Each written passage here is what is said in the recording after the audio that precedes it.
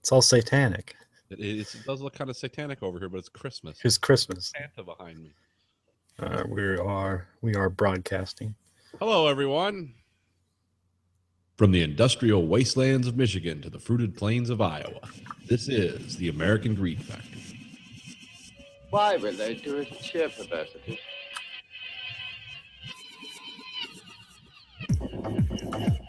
You are the dead. Remain exactly where you are. Make no move until you are ordered. We burn them to ashes and then burn the ashes. That's our official motto. Now we can see you. Clasp your hands behind your heads. Stand out in the middle of the room. Stand back to back. Who can explain the fascination of fire? What draws us to it, whether we're young or old? Here comes a candle to light you to bed. Here comes a chopper to chop off your head.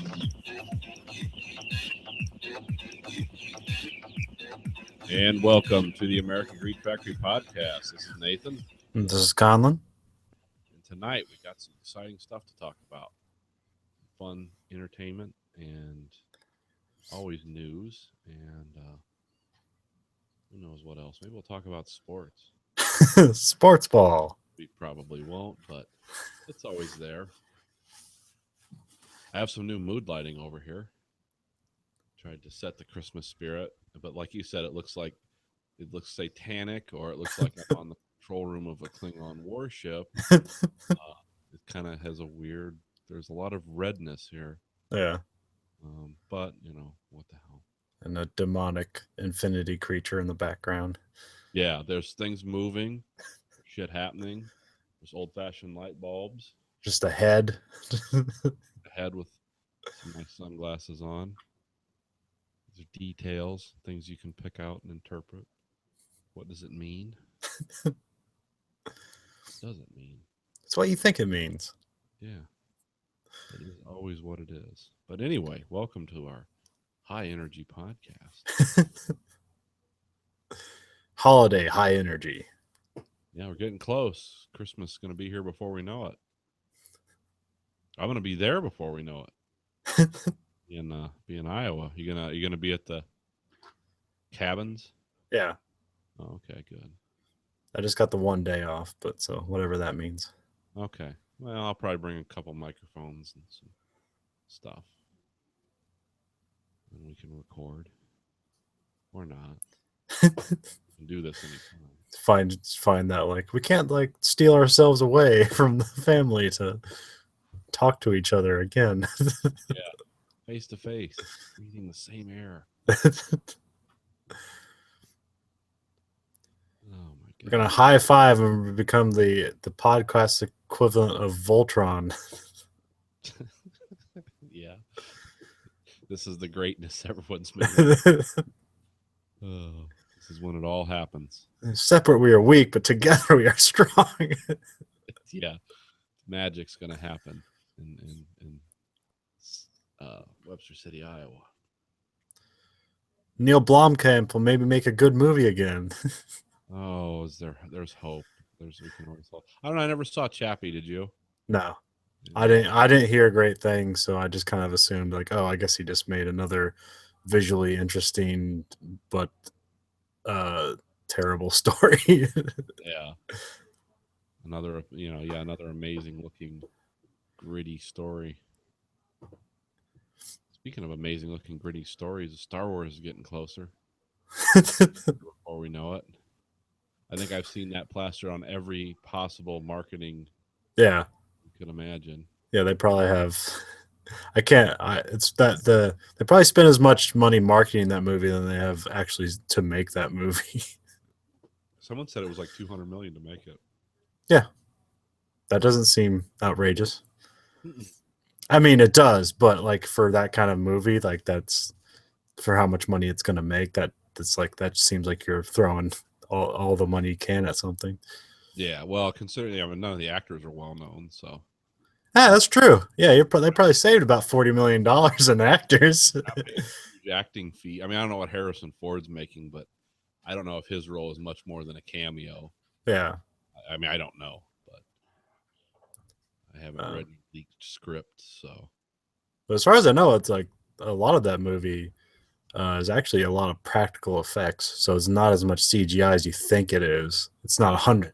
I mean, it's not CGI, but it's not 100% CGI. Oh, okay. So they have people in real locations, and then the rest of it's enhanced with computer graphics. Yeah, I like the practical effect enhancements. Those are pretty cool. Yeah, That pure CG where everything has a strange movement or look to it. yeah, it's that uncanny valley thing. Yeah. It's like it's trying to look real, but there's something off about it, and you know it's not. And then we both feel weird for having seen it. I felt dirty watching the Matrix brawl. Was wrong. Whereas if you look at like the Terminator movies and Jurassic Park, like it was there was like some full on CGI there, but Yeah, no, you just dropped out. Why can't I hear your voice anymore? Oh, this is gonna be fun if this keeps up. can you hear me? Yeah, there you go. What right. happened? I don't know. That was weird because I saw you talking, and all of a sudden, it's like he's either doing a weird trick or There's a one blip on my end, and then like I heard you the whole time, so I don't know. who knows. Oh. This new way we're doing things. But anyway, we're talking. Oh, CGI versus practical effects. Yeah. Well, the last purely CGI movies, like where they were really over the top with that, was it The Lord of the Rings? I'm not sure I don't think that was purely CGI. A lot of it was, but because he loves to shoot in New Zealand, and you gotta have arcing helicopter shots of green fields and those things. So. Yeah. How much? 300 was a lot of that, wasn't it? Yeah, 300 was all CGI. It was just like They just looked like a comic book. yeah. Well, I mean, because like once you're just filming the actors, and then you just control everything afterwards. So, I mean, but that one they did a really good job of making it look great because they kept a consistent look to it throughout. Yeah. It's a cool movie to watch. Yeah.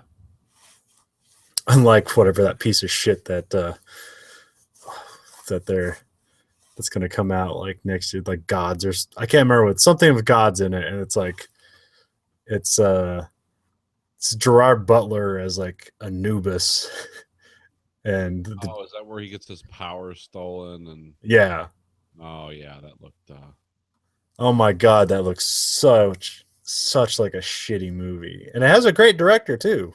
That's a bad thing. It's just like I know this guy's better than this. Sometimes you just have to show up and get paid. What they say, like get to the next screen. Sometimes you just gotta. I don't know how that happens. It's because they talk about how much of a nightmare it is to obtain funding for some movies now, but it's like, oh, but they'll put millions of dollars towards something that bad. I mean, I think that's a Lionsgate movie, so they must. And like the CGI doesn't look that great, so maybe they just saved money because it kind of looks like a low rent. What are they doing with those Titan movies? Oh, okay. Like Attack of the Titans and Wrath of Titans. It just looks like that, but like half the budget. Yeah. I know it looked strange to me. I know what you're talking about. But Gerard Butler hasn't caught a break on movies in a long time. No, I mean he had what was that one? Olympus Has Fallen? Because like they made a sequel to that shit, so that must be working for him or something.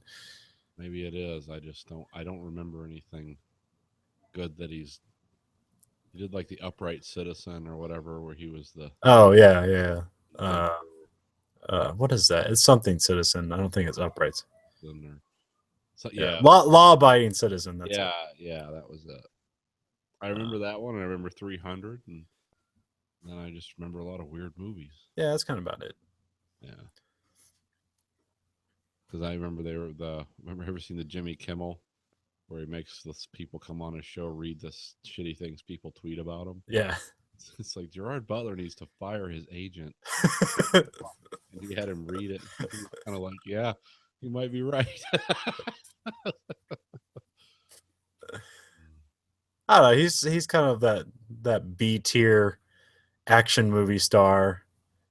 Kind of lesser than Jason Statham.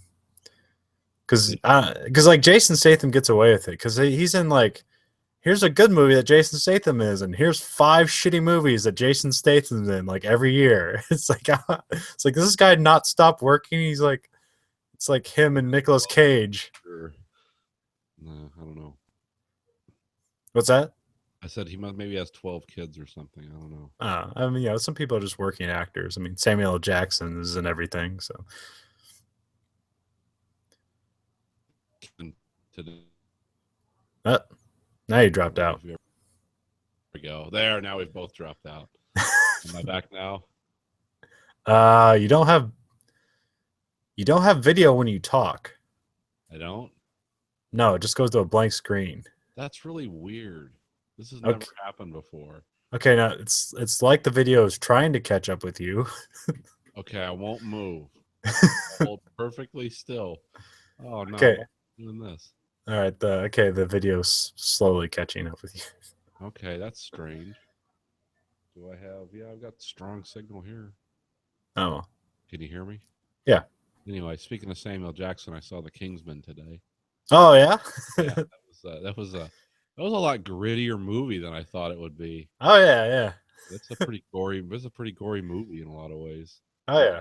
Sex or at least vulgar talk, and Yeah. Well, I mean, it's a rated R movie, so like the church scene where everyone goes nuts. yeah.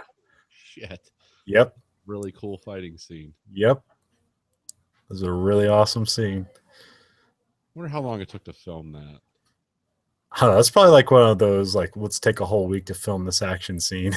Yeah, because it was so. I mean, I don't know. Like they do like a lot of that first person action in that movie. Do they? Yeah, where you see like things from the guy's perspective that's fighting. Okay. Do that slide out from that. So yeah, I was like, oh, this is cool.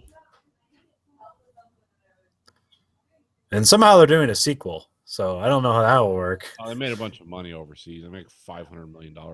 Yeah, but I mean, story wise. Oh, yeah. It's based on comic books, so I don't know. Yeah, you killed off the main guy, or not the main. yeah. Not the main guy, but the main bad guy, and just about everybody else in the world. Yeah, well, they killed off all the rich and powerful. Yeah, a movie where they secretly kill Obama, or at least the back of his head. Yeah, that was kind of it was an interesting movie. It was a lot better than I thought it would. But people told me, they're like, "Oh yeah, you should watch it. It's a lot better than what." Oh yeah, I don't. It's Matthew Vaughn. I don't think he's made a bad movie. Right. So, unless you don't like Kick-Ass, which I could see that happening, but that's still an enjoyable movie. Yeah, well, Kick-Ass is another one of those movies that's like, oh, this is a really subversive, fucked up movie in a lot of ways. Yeah. Where it kind of has like a rather innocent sort of premise, and then it just gets it's like it's dark. Yeah. It has children killing people and stuff. It's yeah. Okay. Her dad shoots his daughter. It's like, hey, you survived. You're cool. Next level. Yeah, isn't Jim Carrey the guy? Yeah, it was Jim Carrey, wasn't it? Yeah, and the second one. And the first one was Nicolas Cage. Because that's when they got Nicolas Cage when he was on the mend and he needed to get some money real quick. Oh, yeah. So that was like one of the 8 movies he did that year. He ever paid back his tax bill yet? I think he just kept doing movies, man. Like he just like that one year where he had to do movies to make money, he just accepted everything. I think he's like, hey, this is kind of cool, and then he just kept doing it because he has like if you look at he's like got 7 more movies and 5 of them you'd never heard of. Huh. Also saw John Wick finally.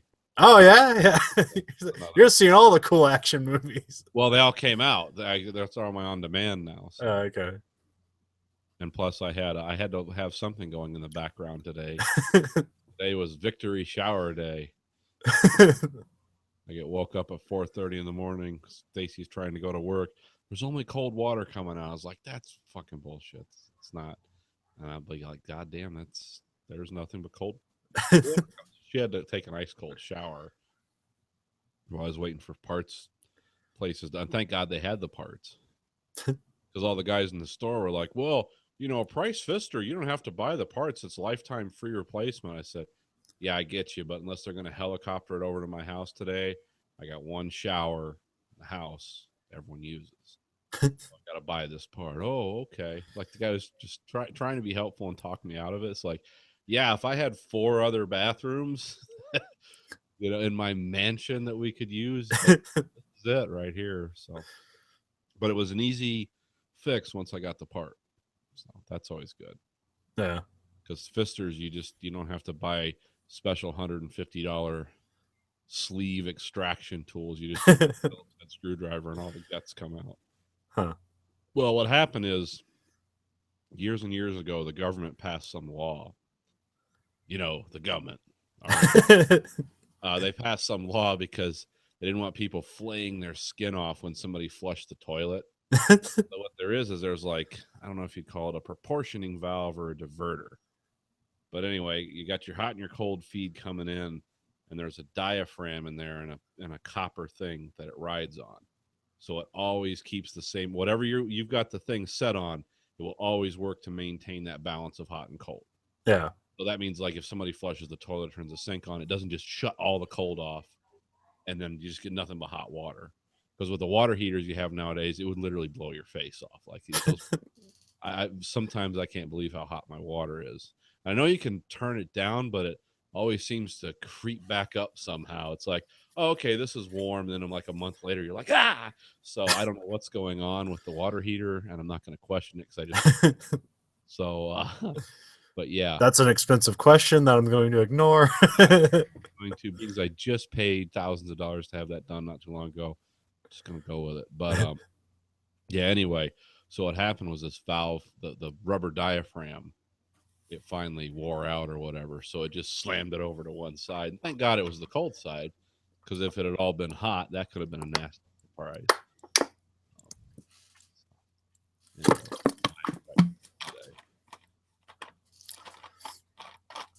You could have been secretly saving money, Nathan. Just get used to cold showers.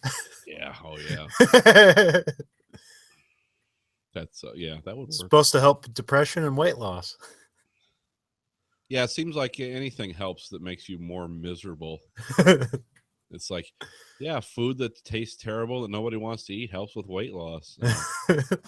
Cold showers, you won't be depressed. It's like, yeah, because you'll realize how bad the polar bears have it. Yes, I don't know. I feel a great sadness. But at least now we can adjust the temperature. Yeah. Whether we want hot or cold showers. So I've always seen that thing represented in all forms of entertainment and media about you flush the toilet, then suddenly, someone yells in the shower. Yeah. I've never once experienced that. What's going on there? Well, what's going on there in the olden days when they do that, or when you have, landlords that somehow skimp on the putting those in, is you just have a hot and a cold in feed. Yeah. Your bathroom. So in your bathroom, you got your hot water heater. It's underneath, runs up to the hot, just like there's a hot pipe to each sink and everything in your house but the toilet. But the problem is the toilet, because it's got a huge reservoir that has to be suddenly filled. When you hit the valve and flush it, because it's not, the toilet's not intaking warm water. Nobody's doing that. Yeah. Except maybe the Japanese. Japanese. So what happens is you're basically venting all the cold water out of the system for a little bit. Oh, okay. Everything switches over just to hot because there's no cold intermix going on. So that scream is people being scorched by hot water? Either people being scorched or the opposite effects happening, and it's shutting off all the hot water for some reason because the water pressure drops. There's various reasons why that happens, especially in old houses because I've had to replace almost all the plumbing in this house at one time. So I've talked to a lot of people and I've learned things about what works and what doesn't, why you do certain things. And like, that's why I have those breaker valves on my, my washing machine, because they prevent when your washing machine turns on and off with the water pressure. Sometimes it was actually blowing them off. I mean, never happened with me, but they can actually blow the hoses off the wall as things get old and corroded. Because see, in plumbing, you're dealing with not only what you installed, but the constant effects of corrosion and decay. Yeah. Like here, we've kind of got hard water, so I've got to take everything apart about once a year and put it in that CLR to just keep it from getting all gummed up and stuff. But if you don't do that, then one day it's just going to catastrophically fail. It's like an inverse submarine.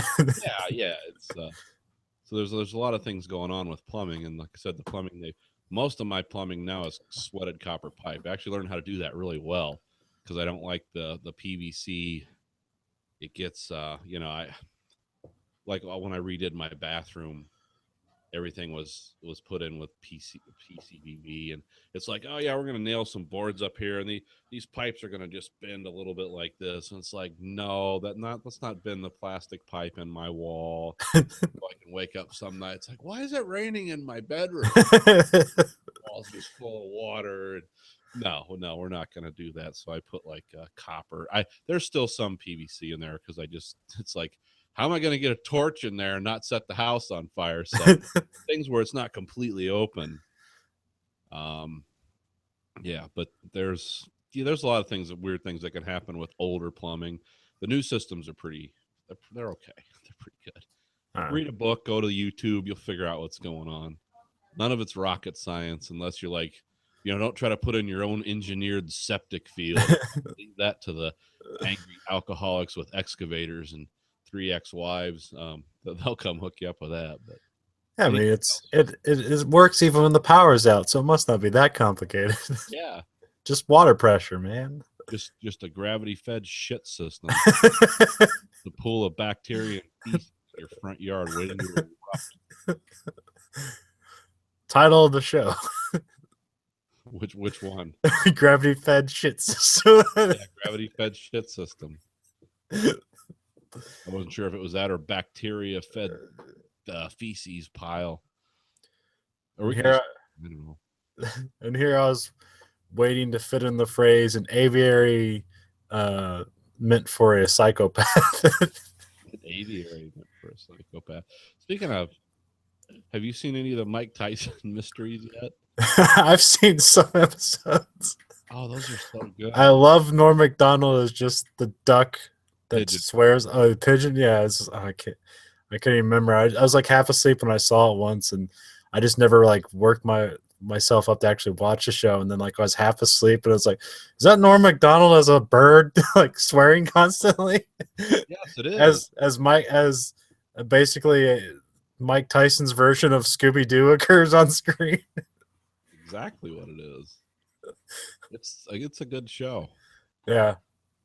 Did you ever? I don't know. I know Mike Tyson didn't like the idea and didn't want to do it at first, and now he likes it. So yeah, it looks fun, but I haven't stopped to watch it. It's really. like 10 minutes. It's like 10 or 12 minutes. Yeah, I know, but They're not doing a half hour of it, so you're not getting saturated. Sometimes that 10, 12 minutes is just the right amount. Yeah. Like a nectarine. I only need one slice off of that. Did you ever finish up Rick and Morty? Yeah. Yeah, when in that last episode, like I was watching it on Adult Swim, and Herc comes on, like the Nine Inch Nails version. Yeah. And I was like, did I leave the music on in the background or some shit? I'm like, holy shit, it's in the show. Rick and Morty. There's people now that just rave about that. Yeah. They're like people that are like they're putting it up there with the Simpsons now. Well, yeah, because it's a really well, because like on the surface it's just as ridiculous as Family Guy, but it's what's underneath. It's like it's really meaningful. Like there's actually like some shit going on there. It's just the underlying darkness of that show. All the craziness. It's like, oh, there's actually consequences to it. People are fucked up about the bizarre shit they've done. And the one guy's an alcohol, Rick's just a complete alcoholic. And yeah. That's pretty good. I kind of got I think there are some episodes I haven't seen, but I have seen the last episode. They do this weird thing where they'll do like Rick and Morty episodes 1 through 19, and then you go into the menu and like for some reason 16 and 4 are missing. It's like, where's 16 and 4? I don't understand. Yeah, I don't know. Our on demand is real psychotic here. I mean, I do everything on the internet, so it usually doesn't have that problem. Although I remember like the first episode wasn't available online for some reason for a while. Yeah, I don't know why, but yeah. I still want to see that BoJack Horseman, but Gotta get Netflix. Yeah, because they talk about that. I think the AV Club did a story about both Rick and Morty and BoJack Horseman as kind of both these subversive adult cartoon comedies that like on the surface are ridiculous, but like actually have like a lot of stuff underneath the surface about like depression and failure and all that stuff. he's always saying, he's always talking about how like his dad's an idiot or my son's an idiot or whatever. And it's like, because he's not as smart as his dad, his son isn't, and his grandson's not a whole lot better. But then it's like, oh, these guys really feel pain about this. Like, why is my dad the genius and he's just a miserable drunk? He's not doing anything with it. It's like he's just a whoremonger or something. I forget what. Yeah, there was a whole thing about that. Or no, it was his. Yeah. Are you talking about Jerry? Yeah, the husband who can't get a job. Yeah. Because his daughter's and what was she like some kind of super veterinarian or something? Yeah, she's just a veterinarian or no, I think she's more specifically like a horse heart surgeon or something like that. Like I think that strange. Yeah. He was doing surgery on a deer once. Yeah. This hunter kept showing up and shooting it. Yeah, and then she's getting mad because like they're like basically saying that she couldn't get it done. It's like honey, you're a horse heart surgeon. It's like, it's the same thing. and then like she gets mad and then like she starts getting her stuff together and then she's like, I'm gonna need a glass of wine. As she performs like a quick surgery, on-spot surgery. Yeah, there's some delicious weirdness with that show. Yeah, I hope it doesn't lose it with its popularity. It's what? That in? Huh? Second season or third? Second season. Second season. Okay. Yeah. Just hope it doesn't lose its way with popularity. I doubt it. I think it seemed that those guys have enough control over the show that, the only way I think it would lose like any kind of luster is if just suddenly comedies or if Adult Swim is like, this isn't making enough money for a half-hour show. Yeah. But Adult Swim keep shows around forever though. Hey, yeah, but that's usually like their 11-minute shows. But yeah. I don't know. They have like some of those shows that is produced by like the original guys, like the guys who did like Aqua Teen Hunger Force, and like I think technically, Squidbillies and like Perfect Hair Forever are still like under production, even though like they don't produce like full seasons. They just seem to put them out whenever they want. Yeah. Squidbillies has become really sporadic. Yeah. And now Aqua Teens, this is it, right? They're in their last. Yeah, they've already had shown the last episode, so it's done. Yeah, I think they were getting bored there. Yeah, pretty much. They had, like the actual people that voiced them as characters, talking as the characters, and then they had the thing from Predator killing people. What the fuck are they doing? So Fargo season 2. Yeah. Watched it. What do you think? Holy shit. It's like I can't believe I haven't been watching this. Because I told everybody how great the season 1 was, and to somewhat dismay of like, no, it can't be that good. Like the movie's too good. The show can't be anything worth it. And then season 2 rolls around and it's in the past and So the first time I see anything, so I was walking by the TV, and I was like, "Oh, Super 8 on?" Because there's an alien spaceship, and it's obviously the 70s, and then a guy gets his head blown off. Like, this isn't Super 8. And I look it up. I'm like, holy shit, this is Fargo. Yeah. I have to see everything now. Yeah, I did not. UFO thing is a weird because it pops up in the first episode. Oh, a UFO, some either in mention or something weird related to aliens and UFOs will happen in every episode. Oh, okay. I know the old guy in the or at the gas station had a bunch of UFO stuff in his gas station. Yeah, Picked up on all of it. But that's the thing about that show, you can watch it all 20 times, yeah. pick up the subtle things. And Martin Freeman makes a guest appearance, sort of, as a guest narrator. Yeah. Yeah, I like how the narrative changes. Like the first episode, it starts off with, what they're pretending to shoot a Ronald Reagan movie. Yeah, Indians being or something on the plains, and yeah, Bruce Campbell makes a guest appearance as yeah, Ronald. He does a really good job as Ronald. yeah. At first, I thought like, oh shit, that's Bruce Campbell. It's like, I don't know if like this works as Ronald. That's kind of a weird casting choice for Ronald Reagan. And it's like, oh shit, he's really good at that. It's actually believable as a Ronald Reagan. Yeah. Yeah, but that's a pretty good that's been a pretty good season. I mean, with the final episode's next week, so. Oh shit, yeah. Yeah. Well, I guess they killed off enough people. It's like, Yeah, they killed everyone. I mean, that whole family's basically dead. Yeah. Except for maybe the daughter's still alive, but I doubt it. I don't know. They didn't show I always think that there's a reason they don't show the killing. Like, oh, there's got to be some hook there, and then you're like, oh, they just didn't want to film it, or they wanted. We got a big expensive shootout coming later on. We don't need to waste another squib here. They had a lot of big expensive shootouts in this show, though. Ah. I mean, because the deer hunting one, that was Yeah. Okay. Yeah. That's right. And then there was what was the other one? Was it the one at the hotel or house? Yeah.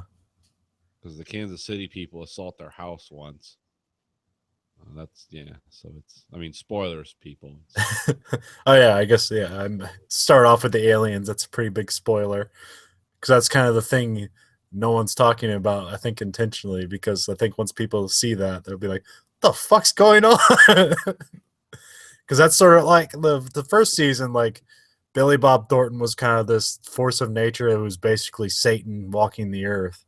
Yeah, and like so in this season, it's like this kind of benevolent force that's off in the distance is now the force of nature in the second season.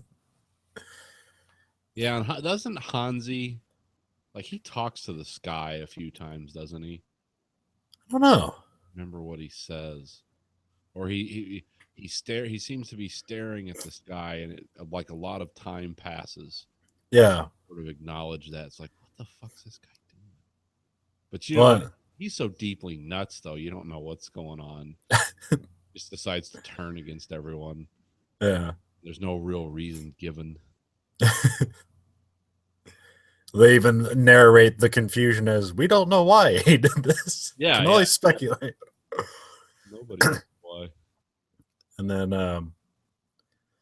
there's that one point where the mom, I think the mom walks into the kids' room, and there's just all that the alien symbology like all over the room, and then because and also like at some point the mom like is like hearing like I think she's like hearing something that sounds vaguely like out of this world at some point, but you don't know if that's just cancer, the drug, or the aliens. Yeah, because her dad has a whole room dedicated to stuff like that, doesn't he?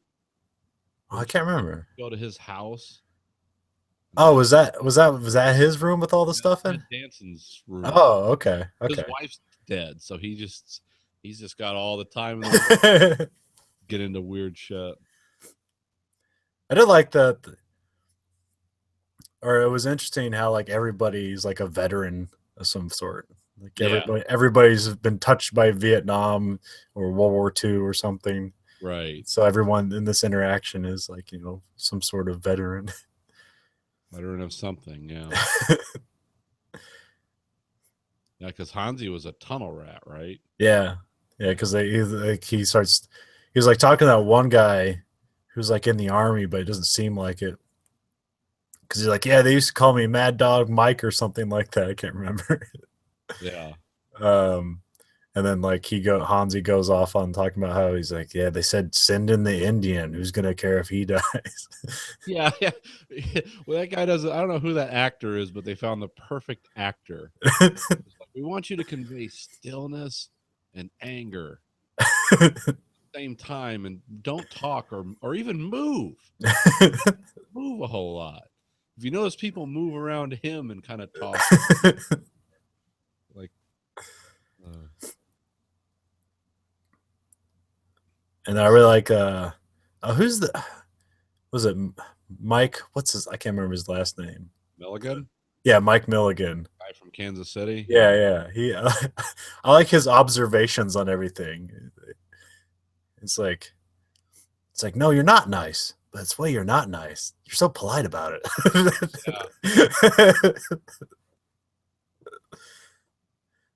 I like how they he's got that taxi driver gun. yeah, the one that flips out on Yeah. you. Guess you have to have custom made clothes to make those work. Though. Get caught otherwise. He doesn't seem like a guy who he seems like a guy who'd have custom made clothes. Yeah, he seems like that guy. And then I like how he killed it's like, oh, there's going to be a changing of the guard because the Undertaker and his two Chinese are showing up. These people aren't even on screen like 2 minutes.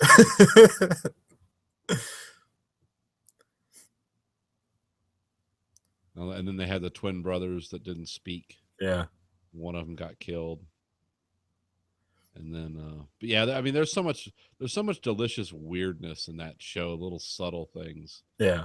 Like you can just watch it and follow along, and you don't even need to include it until the last thing where the first thing and the last thing with the UFO where they just stick it right in your face.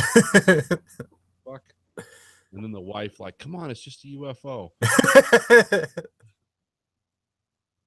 But see, there was a lot about in the late 70s and early 80s too. I think that was kind of when it reached its apex of sightings. That was probably the best time for misinformation. Well, yeah, because no one can verify anything. You could be the town crier and like, he's a genius, a prophet. Now everyone just gets on their phones like, nah, you're full of shit. That didn't happen. But yeah, you could be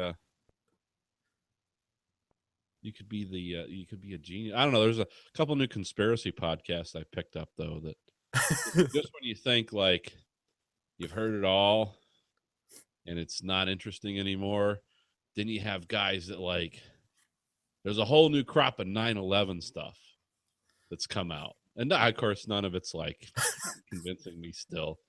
Focused energy weapons and holograms and none of those people have birth certificates, and they make these wild claims, which is like, wow, if that was true, it'd be amazing. You just figured it all out.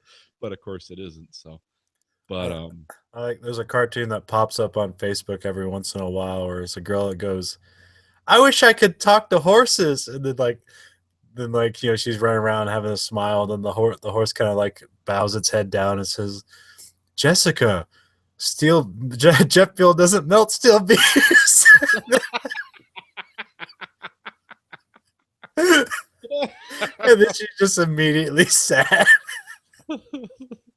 This sucks. Those buildings collapsed at free fall speed. But yeah, there was a whole new crop of 9/11. I thought the 9/11 stuff was kind of like gauche, but oh no, it's back. Well, because I guess I don't know what's happened in the conspiracy community. I read a lot of stuff voraciously, but I'm not involved. Like I don't go on chat boards and debate the merits of this or that because I can only be told to go fuck myself so many times. I don't want to just continue the experience in my free time. So I guess I'm not in the conspiracy community, but I think it's become seen as kind of a little repugnant to go around and tell people whose family members were slaughtered in these mass shootings, this was a false flag operation. It's like, no, there's a corpse right here. This is my son. No, you're a government shill. That gets a little, I think that's kind of people are getting a little tired of that. But we're going back to the 9/11 rabbit hole. Well, there's, that's such a big thing that you can just wrap so much pseudoscience around it that like it just gives people ammunition forever. It's amazing. I listened to this for 2 hours the other day, and then went and read some stuff. It's like the vehicles, some of them that were damaged at 9/11. It's like, study the photos. Some of them don't have engines in them, or the paint's all burned off, but they got brand new tires. And you go to these places and you look, and it's like, well, they're right. They do have those things, but there's got to be a reason, or somebody doctored the photo, or I don't know. But it's like, well, you said it, and I'm looking at it, and that's kind of fucked up. All the paint's burned off of it, but it's got 4 good tires on it. I don't understand that. Or you can see clearly through the front of it. It's like the engine is missing out of that vehicle. It doesn't make me believe 9/11 was a conspiracy theory. It just reinforces to me the fact that New York City is a weird place to probably steal engines and things off of cars. But what was the other thing? The guy who took the photo, remember the video of the plane slamming into the second tower? Yeah. Where you just hear the engines, and all of a sudden the camera shoots over, and it's like, you just see it where it flies through the building completely, and the debris shoots out the other side. Yeah.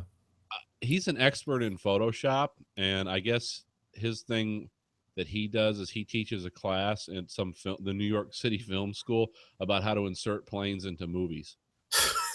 And I was like, that's not fucking true. Keep it up. It is true. But it's like, I don't think that I think that was all one take, and I think that really happened. But it's like, somebody put that together. It's like, I know who took the video, and guess what he does? And it doesn't say that's his expertise, but he does teach. He's a guy who does like backgrounds and stuff in movies. Yeah, it's not like there was a second source to see that happen, huh? No. It's all this one guy, and they're stupid enough to make it so obvious. But like I said, that's why this stuff is interesting. It's like, okay, you want to talk to me about thermite, plasma, and like show me pictures of metal under temperature. It's like, okay, I'm lost. You're talking to a fucking idiot. But then you say something like that, you want to talk about freeze fall speeds and demolition or whatever. My eyes are going to cloud over because, yeah, okay, I guess I can't argue against you because it's like explaining like helium hydrogen fusion to me. It's like, I know what happens. I see the sun come up every day, but I don't know how or why or what what's actually going on there. So you can make all the claims. You could tell me it's pixie dust, and I'd probably have to concede that you might be right because I don't have contrary information. But sometimes when they do come into this stuff, sometimes there's just weird coincidences, but you can't tell that to a conspiracy theorist because there's a lot more weird happenstance in the world than. I was remember there, like in Black Hawk Down. Remember that moment in the movie where like a guy just finds a hand and he picks it up and puts it in his pocket. Yeah, and it wasn't his own. He just found a hand. Somebody might need this. Yeah. And do you know what that guy's name was? It was like Sergeant Hand. Oh, okay. Yeah. Like for real. Like the Kennedy Lincoln thing. Yeah. Both their vice presidents were named Johnson. Both their names had 7 letters. Both of them were trying to emancipate African Americans, a condition, of slavery or repression. It's like, what does this mean? Nothing. It's just weird, isn't it? Yeah.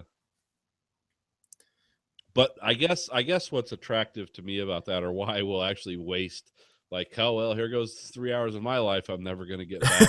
It's the passion and the verve that people will pour into it. It's a little. Yeah. Oh boy, we're really doing this, huh? See, that's what used to be fun about Alex Jones. When things get really crazy, go to Alex Jones because it's like you're gonna get a sweet, it's kind of like a cinnamon roll. Like you don't need it, it tastes good. But yeah, the thing is that people breathe that oxygen all the time. I don't know. And but yeah, I was introduced to some new podcasts in the last couple of weeks about things like this. It's like, oh, I didn't even know this was going on. I haven't heard a 9/11 Truth podcast in 5 years, or at least not one that wasn't like the Bilderbergs and the Nazis. And here's Rand Paul to come tell us how it all works. Thanks. Oh boy. There's probably some. It's probably some chart we could make where it's like when election season gets in full swing. That's when 9/11 conspiracies start to up in their veracity and mentions and stuff like that. That could very well be.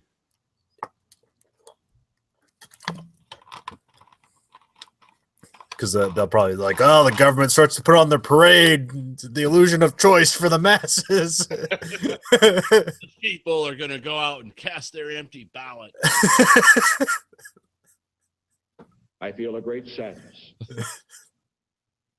Have you, speaking of conspiracies, and this is art too, have you ever heard of the artist Mark Lombardi? No. I'm going to have to send you some links. I was going to talk about this on the next podcast, but then we got into this, and it's like, fuck, now we're going to have to talk about it. But he's the guy who he does the art. Let me send you one. But they look like real complicated, like Pareto charts and like planets and stuff like that. But they're little circles with messages inside them, and it's kind of like the connect the dots. And I'm trying to find one that actually. Let me send you one. This is fascinating for all the listeners. I know. We'll get on the same page here in a second. Yeah, but our viewers are they've captured their imaginations. Come on, give me the group chat. It's like the little blue button on the upper left-hand corner. Yeah, it's not. Oh, there it is. Okay, here you go. Anyway, Mark Lombardi. These are just they have some images that are close in, but these are basically like people's names, and they and it's like, Iranian money, Pharaohs, the Bush Corporation, John Connolly. But it's kind of like a work of art, but these are like I don't know what you call these type of diagrams, but they're really cool. Yeah. I've seen this before, but I didn't realize who did it. And I also didn't realize that as soon as he became famous, he committed suicide by hanging himself in his studio. But this is all conspiracy theory art. He followed the money. He followed the money, and he got killed. And there's a movie, and what else is there? And there's a book out about it. Basically saying, is this, Is it a movie or a documentary? A documentary. Okay. Yeah. There's actually a couple books about it, but I was thinking about picking one up. The most recent one is called Interlock, Art, Conspiracy, and the Shadow World of Mark Lombardi. I wanted to read the book before we talked about it, but so we'll come back to this at some point. All right. Just thought it was something interesting. I like weird things like that. I like that Lombardi is a very specific name that you associate with football. Oh, like for Guy Lombardi? No, Vince Lombardi. Oh, see, I don't even get all the references anymore. Who's Guy Lombardi? Is he a football player too? Vince Lombardi wasn't a football player. He's a famous coach for, I believe, I might be fucking this up, the Green Bay Packers. I think he won the first 2 Super Bowls. Oh, okay. Well, Margaret Thatcher's for sale. I don't know if you've heard about this, but her estate, they're auctioning off her clothes, purses, and pendants from the Cold War. One of her purses can go for up to $7,000. They made her a class in the new Rainbow Six game. Oh, did they? Yeah, there's like they have the different factions. So you have like, SWAT, FBI, and then you have SAS and stuff like that. And for the SAS, they have different people, and one of them's named like Thatcher, and it's like the assault guy or whatever. Nice. So I wanted to read the thing. They were selling a lot of stuff that Reagan gave her. okay. And one of them, where was it? Damn it, I had it highlighted here. It was an eagle. It was like I don't know how long it was, like 15 inches wide. It was an eagle with its head turned to the right. And Reagan had some weird thing put on it, like, for your defense of the free market. Oh, for your staunch spirited support of the market economy principle. That's what Reagan sent her. It was actually like it was a life-size bald eagle. And she had that like up in her home. And all the historians are like, oh God, that's really cartoonish. But that was kind of Reagan too. He sort of lived in that world. I believe Americans can solve any problem in the world. Yeah, I like it when the guy, oh, my wife's dying of cancer or whatever, and they're taking a leak together. And Yeah. like, Americans can solve any problem. Good luck. Good luck with that cancer. Or your wife's cancer. Yeah, but I guess her estate is. And they're making it very clear that they're not doing this to raise money. But it's like everyone's like, oh yeah, they're doing this to raise money. Because she's only the most hated prime minister. Then the ultra conservatives are definitely going to go after it, and then the liberals are really going to go after it so they can like burn the stuff or whatever. Well, I remember the videos. I think we talked about this on YouTube. Like the day she died, like in parts of northern England and Scotland, they were literally throwing parties. And they were like, burn in hell, bitch, on camera. And this was like, she hadn't been prime minister for over 20 years. But they... the old wounds. Oh, no, she fucking ruined that country. I mean, it's... Yeah. I've read histories where, and I don't know, again, I know everyone has an agenda, and I'm not British, and I'm not an expert on British history, but I've read some books, and it's like one after another is just an absolute indictment. Even people that claim to be like not complete liberals are like, oh yeah, this is how Thatcher fucked up England, and this is why. And it's because she let people buy houses. What was her thing called? Because I know I remember those Ricky Gervais podcasts. Yeah. Where they always they talked about where they lived, and they called them like council flats and council estates, and I never knew what that was, so I went and did some research on it. And it's like it was kind of like government housing, but it wasn't like what we think of as like here we think government housing. It's like, oh, rape, murder. It's just a prison outside of prison. Like that's what government housing is in America. Over there was something kind of different. And she wanted to get out of that because it's like, well, the government shouldn't own anything or, whatever their free market crazies believe. And so she told people they had the right to own these places and they could go out and seek bank financing to buy these little houses.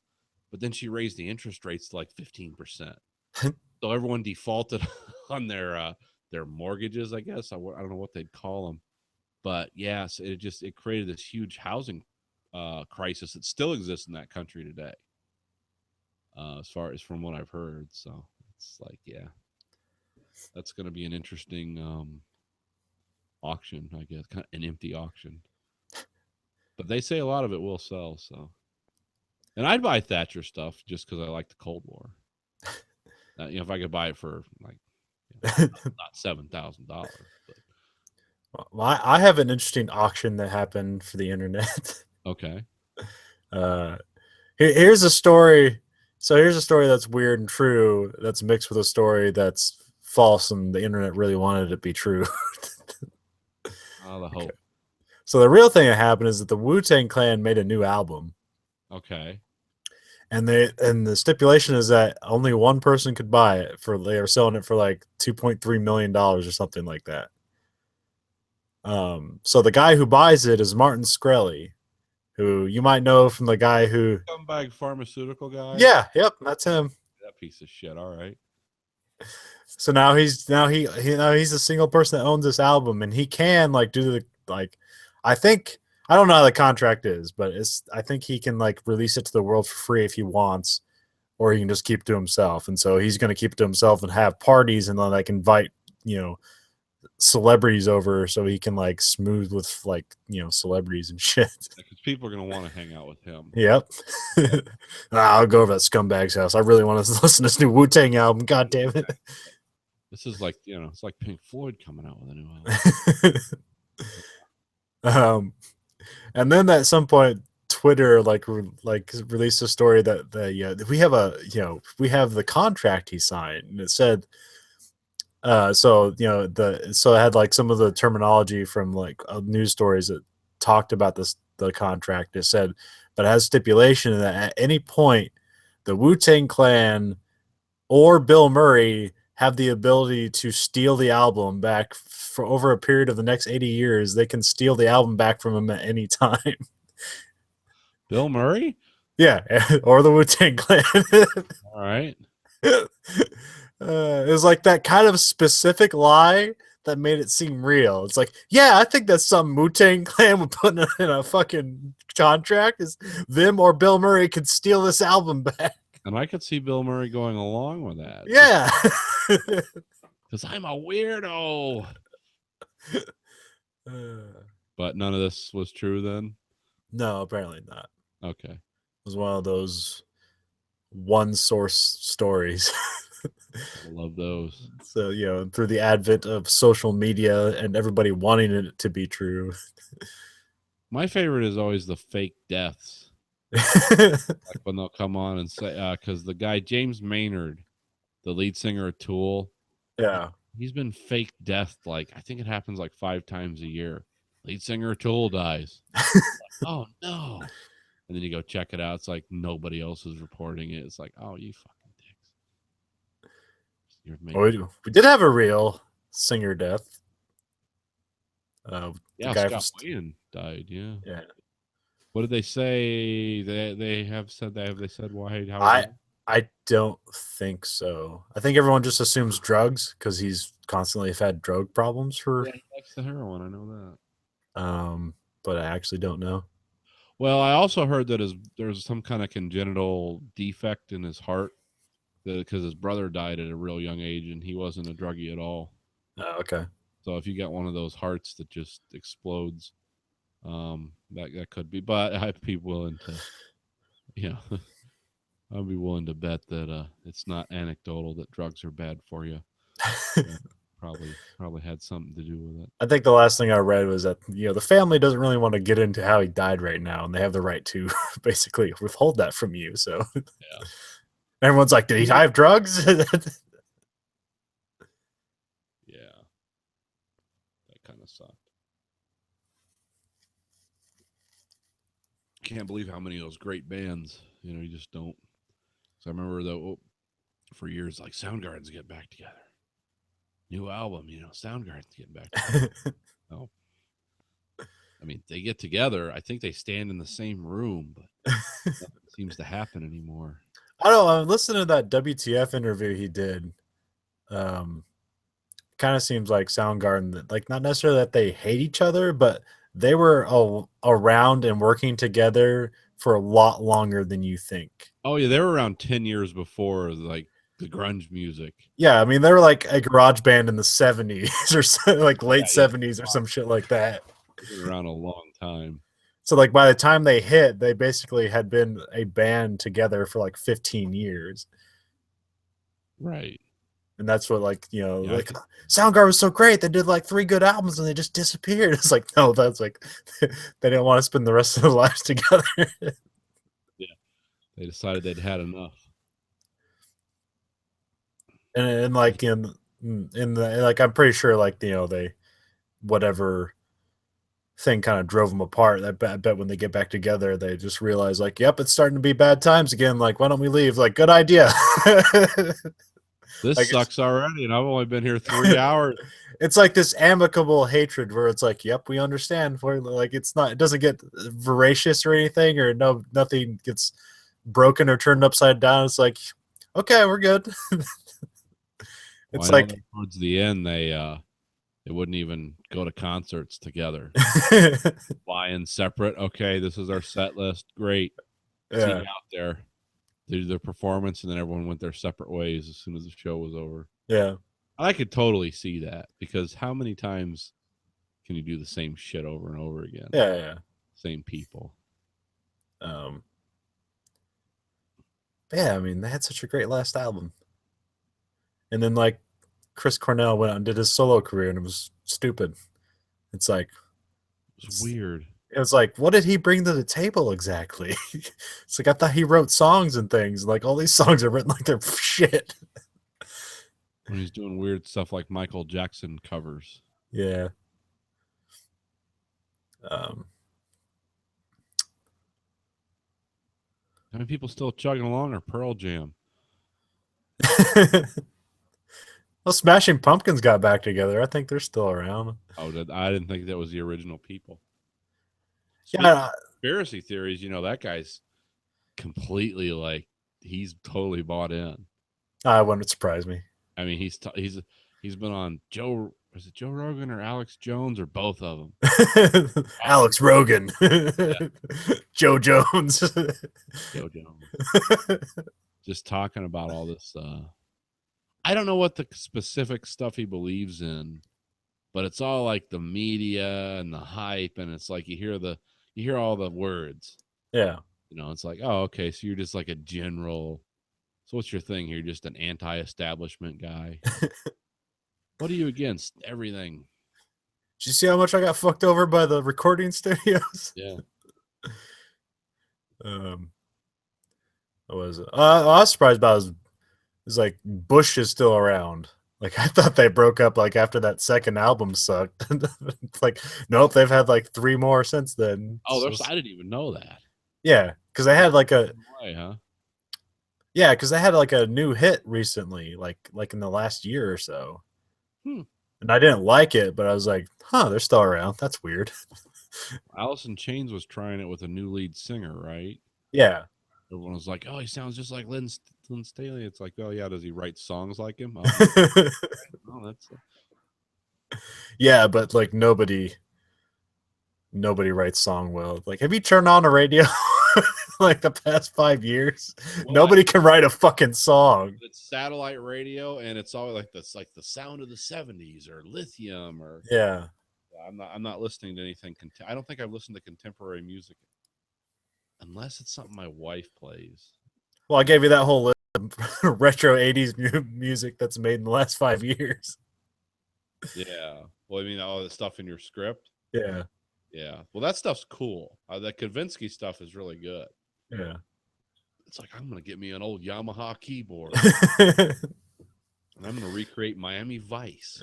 I'm going to play all the music from Miami Vice differently. But no, like it's like every once in a while I hear like, what modern rock music is supposed to be, and it's so fucking terrible. It's like they can play, but they can't write worth a shit.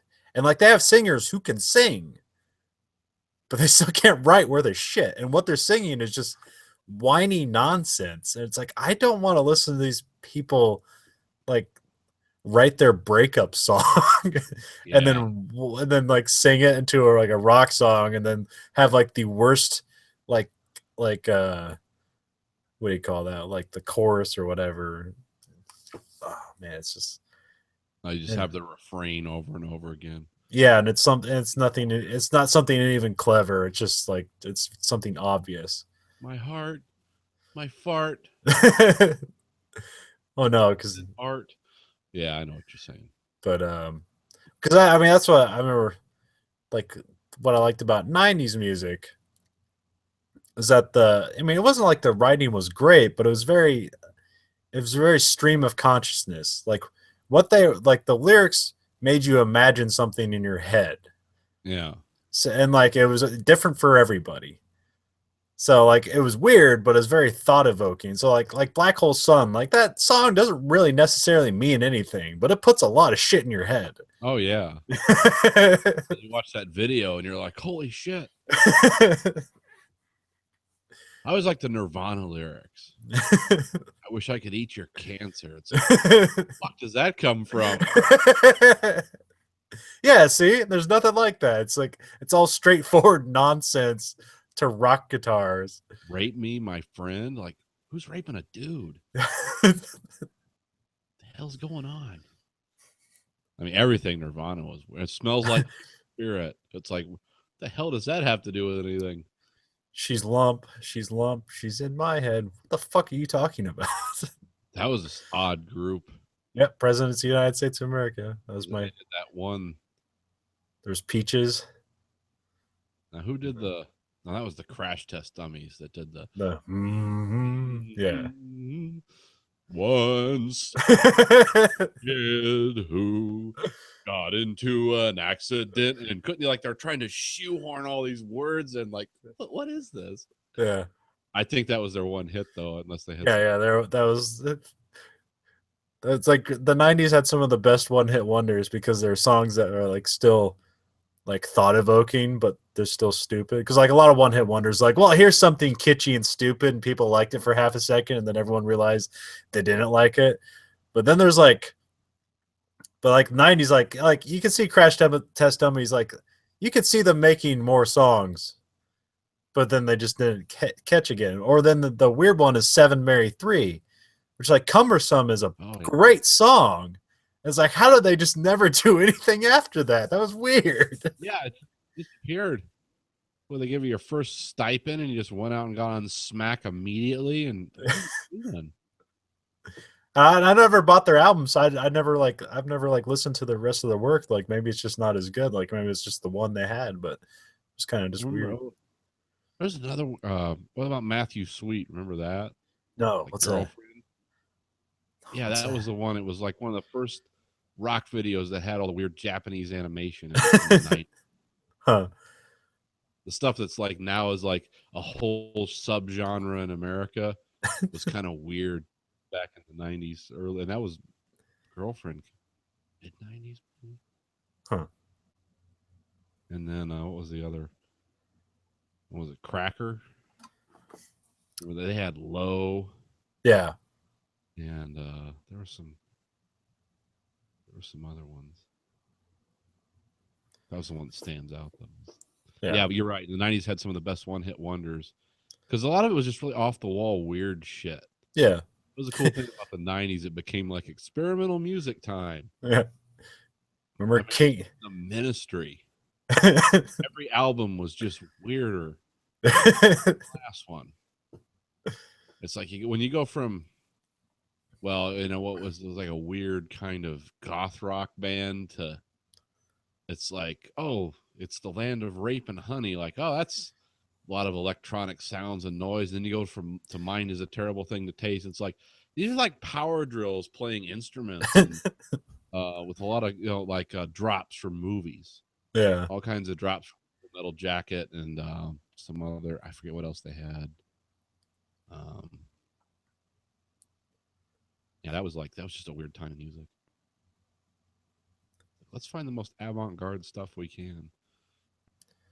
The problem, like, that's why I lament the '90s is that, like, it's not like that music's not out here today. Like, it is. You just have to look for it. But like in the '90s, it was just everywhere. It's like you could just happen upon good music. Where it's like now you have to look for it because the shit they're shoveling out there is it's infuriating. Yeah, look at the Grammys. Like, who's winning?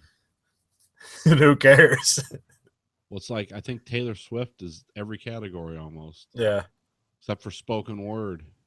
And if she farted into the microphone on track 14, they would put that down for spoken word. And I don't think it's bad. I just don't know that I listen to any of that. I would ever listen to that music. Yeah. But I mean, she's probably fine. But like modern rock, like I don't know what the fuck is wrong with it. But like what they play on the radio is so terrible. what was the one that everyone hated? Nickelback. Yeah, That's like the it's kind of the prototype for what everything, and and compared to them, like Nickelback's actually have an album that is kind of decent, even though they try too hard in it. Where it's like everyone says we're soft and we suck, we're gonna show them how hard we can rock, and it's like just an entire album about like having oral sex in a car. yeah. And she blew my mind. Pretty much. And that's pretty much their best album. It's still not that great, but Yeah, they're like the what's the show with the TV show with the nerds that everyone hates? The Big Bang Theory. Yeah, they're like the Big Bang Theory of rock. Well, this works, but everyone begrudging it. Yeah, I guess it works, but fuck it, Yeah. Yeah. Well, there's a great. I probably mentioned this like 7 times. There's a great somebody wrote like an essay about that, why that show is terrible, Yeah. and it's basically it's because, it's not aimed at or for the audience it pretends to portray. So it's Oh. not for geeks. It's for people who think geeks are ridiculous.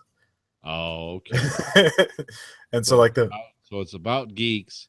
It's a show that's in that culture, but it's just mocking that culture for yes, for middle America to laugh at. Like, yes, oh, yes, how exactly. great. And that's Okay. why it's a terrible show. It's like Yeah, it's disingenuous. yes. Yeah, that's the problem. And like they go in, Sellouts, man. It's like, yeah, all the way to the bank. yeah, because there's always like those like you watch the show and like it, and like the punchline to a joke is just that they says like he says like what would it be, Commander Spock, like, and that's just the punchline and people are laughing. It's like that didn't fucking mean anything. He just like was talking about science shit and said Commander Spock. Like that's not funny, but apparently everyone's laughing. Oh, these nerds. Yeah, pretty much. Yeah. Let's watch some NASCAR and some. Yeah, I get you. How long's that show been on? I think 7 years. over 7 years, because I Yeah. think that they had a contract negotiation that usually that happens around 7 years. The Friends contract where everyone gets $1 million an episode and never works again. Yeah, pretty much. Yeah, the one that everyone hopes for. That big Well, Seinfeld kiss off. Yeah. Like, I you mean- can yell the N-word in comedy clubs now. You don't need to work. I mean, that show's huge, and it can't cost anything pretty much, so you might as well Yeah, get the money while you can. So why not? Chuck Lorre must be just raking in the money because he fucking has like 8 shows out right now that have all been running for like 7 years. That's got to feel good.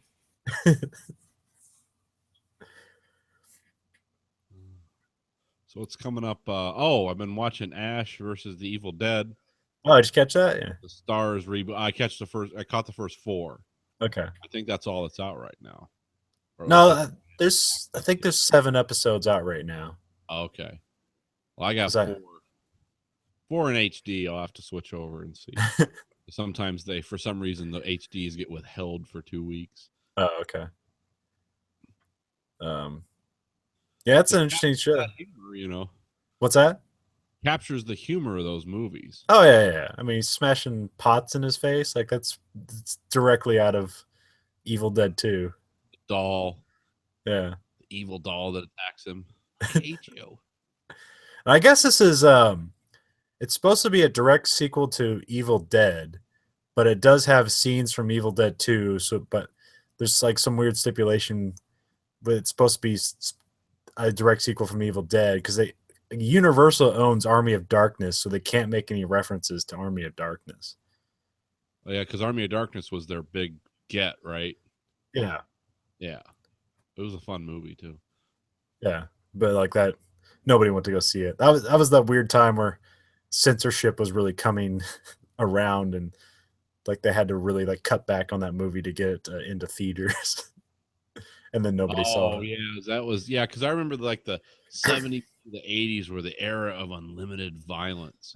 Like Taxi Cab Driver. Yeah, shoot that guy in the face like 7 times. We'll kill him. And then, then it kind of went back the other way. Oh. So they can't reference Army of Darkness because that's owned by a different company, huh? Yeah. I don't know who owns Evil Dead 2, but I think Star specifically owns the first Evil Dead. So there's like weird rights issues with every one of those movies. That's what happens when you make indie films. Yeah. Because those were made basically by a bunch of Michigan State students. Yep. Yeah, so that's you're not exactly nailing down all the rights to the characters. And Sam Raimi, he directed the first episode. So did he? Okay. Yeah. It's just like he's like a AAA director, and it still feels like he's getting treated like he's a college student. Yeah. Well, he keeps going back to that. Yeah, that well though. Like this is where his heart wants to be. Yeah. What Well, were his big movies? He did the Spider-Man movies. Yeah. So those were his biggest movies, and then like he has stuff like Darkman. That was cool. He did some baseball movie with Kevin Costner that wasn't his normal baseball movies. It wasn't, Field of Dreams. It was like the later ones. Bull Durham it wasn't Bull Durham either. The Major League? No. I think it's like The Perfect Game or something like that. There's that one heist movie. Well, it wasn't really a heist movie with Billy Bob Thornton and who's the James Cameron dude that's in all his movies? Bill Paxton. It's like they find a plane crash that has like $1 million in it. Oh, A Simple Plan. Yeah. Yeah. Yeah, I hear that's a really good movie. It is a good movie. You'll enjoy it. It's very frustrating. It kind of puts you in that world of what would you do if you found like millions of dollars in the world? Keep it. Well, what if the FBI shows up and the kidnappers show up pretending to be the FBI? I won't fuck it up for you, but yeah. All right. Then he did Drag Me to Hell, which is kind of him getting back into making horror movies. Oh, that's the one. Oh, yeah, I've seen that one. That was good. That was kind of unexpected because it seems like just a straight up horror movie, and then it starts to be like a funny horror movie. It's like, yep, this is Sam Raimi. Yeah. They have fucking like that eyeball pops out of her head and goes into her mouth and shit. It's like, yep, Sam Raimi. Yeah, I remember we watched it and it was that was different at the end. Yeah. The title lives up to it. Make it no. And then he did, and it kind of took a turn. He did that. I think it's Return to Oz, where it's like, the guy, the Wizard of Oz, like goes to Oz, and then like it's. Oh, isn't that the one where the guy died? What do you mean? Oh no, or is that who was the guy who played the Joker that OD'd on sleeping pills? Oh no, that wasn't that one. That's God damn it, like Heath Ledger. Yeah. No, it wasn't that movie. Playing Oz and that. No, maybe. Oh. No, that was the Imaginarium or something. Yeah, I'm thinking. Yeah, Imaginarium, Dr. Parnassus or something like that. Yeah. I'm steering us wrong here again. Where is it? Shit, I have to go to. God damn. I know what you're talking about because it had the guy who's always going to college. Oz the Great and Powerful. That's what it's called. Yeah. Okay. Now, who's that guy? Who's in Looper? Guy in Looper. Well, I know it was starred James Franco. Yeah. Was James Franco in Looper? No, that's Joseph Gordon-Levitt. Yeah, I get those two confused. James Franco's the one who's always going back to college, right? Yeah. Yeah, it's like he did his one of his high school film project was behind the scenes at Saturday Night Live, or not high school, college. Yeah. Okay. He also was on a soap opera for like half a year just because he wanted to like get that under his belt. Yeah. And now he's directing a movie version of the production of the movie The Room, Oh, is that? Okay, we talked That- about that. That before. Tommy Wiseau movie, you know about Yeah, that? yeah. Yep. Movie that goes nowhere, you know. Yeah. But anyway, Sam Raimi. So he directed that in the first episode, and he's a producer. I was like, kind of wondering, is like, did because they're all from Michigan? I was like, I wonder if like they snuck this in and this production's in Michigan. I was like, and I also remember like he produced all the Xena and like Hercules stuff. Oh, so it's all done in New Zealand or something? Yes, it's all done in New Zealand. You'll see that like there's some helicopter shots later on in the series where it's like bright green pastures, like on forever as he's dragging that trailer along in the Delta 88. It's like, yep, this is New Zealand. Yeah, there's nothing in America that looks like that. Maybe in Kansas, but the pastures turn brown pretty quick. Yeah. Well, yeah, because also Yeah, Lucy Lawless is in this. Yeah. And who else? There's some other people in it. oh, I of didn't realize course, how Bruce old Campbell. was getting though. Yeah. It makes me feel bad. It's like, oh man, he's in his 60s almost. Yeah. Or I mean, 60. he was It he looks started. good, though. Yeah, he starred in a horror movie in the 70s. So Yeah. So look at that weird jaw, like Yeah. that hero jaw or whatever. yeah, that's how he wrote a book called "If Chins Could Kill: Confessions of a B Movie Actor." Oh, okay. It's a good book. Gives you a recipe for fake blood. The Cairo syrup one, or Yeah.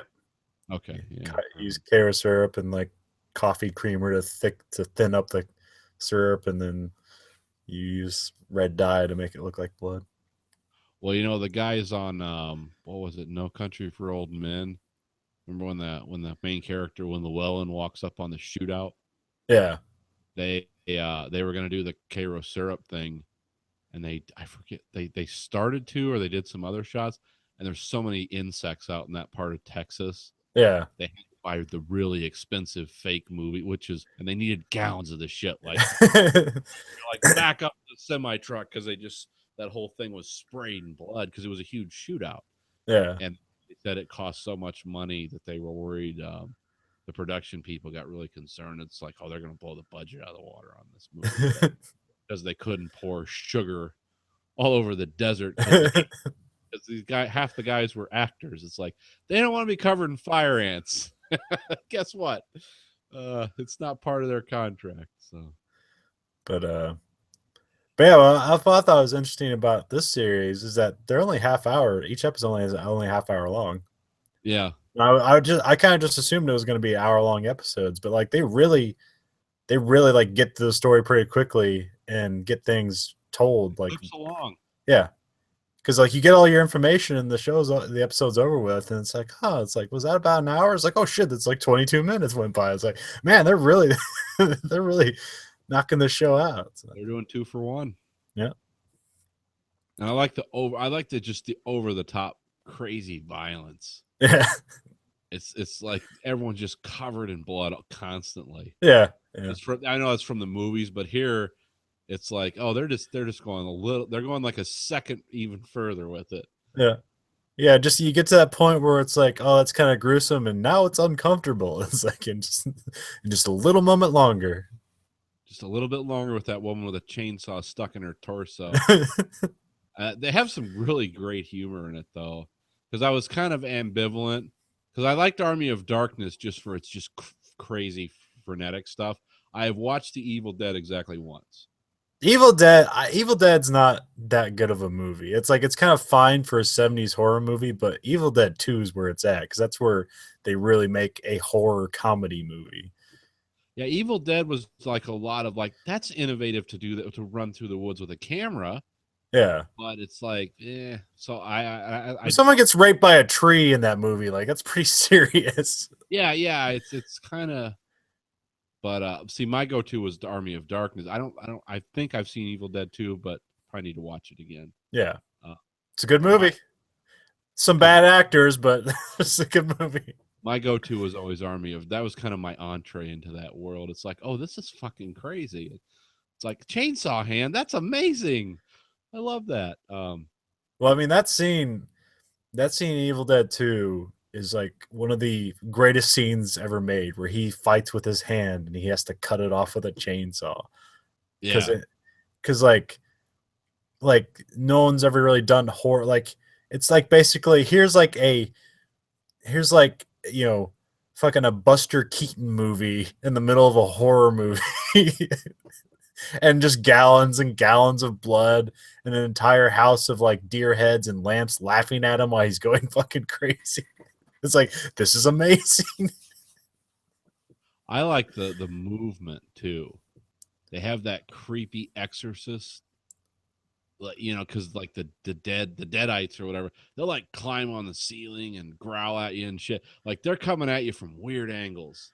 Yeah, and they're like, yeah, their head will just like jerk around backwards and things will just kind of like have a weird stop motion to it almost. yeah. It's really good. What did you get to that one episode where like they summon a demon? No, I'm to the they buried her parents. Lucy Lawless showed up. Yeah. And what the fuck happened after that? I don't know. I'm at the one with Lucy Lawless. I'll say that. Okay. Yeah. I'm like 3 to 4 somewhere in there. Probably watch the rest of them tomorrow. Because like there's like a weird, like almost uncomfortable effect that they do with the demon that they summon, where it's almost like something's wrong with your VCR kind of effect going on. Yeah. So. Okay, I'll have to check that out. I'm glad they talk stars into this. To see on mine, it just comes. Sometimes I have that weird thing where I have to search for it, and mine just comes up like Evil Dead. Yeah. And you just like Garbage versus Evil Dead. It's like, okay, click that. And then it just starts playing the episode. And then these people were like, fuck, this is bullshit, man. I was like, oh, I thought this was on AMC or something. And then I go to look and it's like, oh, this is Stars. All right. Okay, cool. That's how they can get away with some of this crap. But yeah, Stars has got some I shows. like that great humor, like when he's standing there over her parents' graves and she's like, oh, yeah, by the way, they were Jewish. And he's like, I wish you'd have told me before I made these stupid crosses.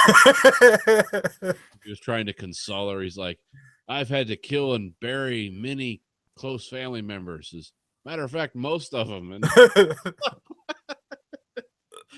the guy's such an idiot. But at the same time, he's being very honest. Yeah.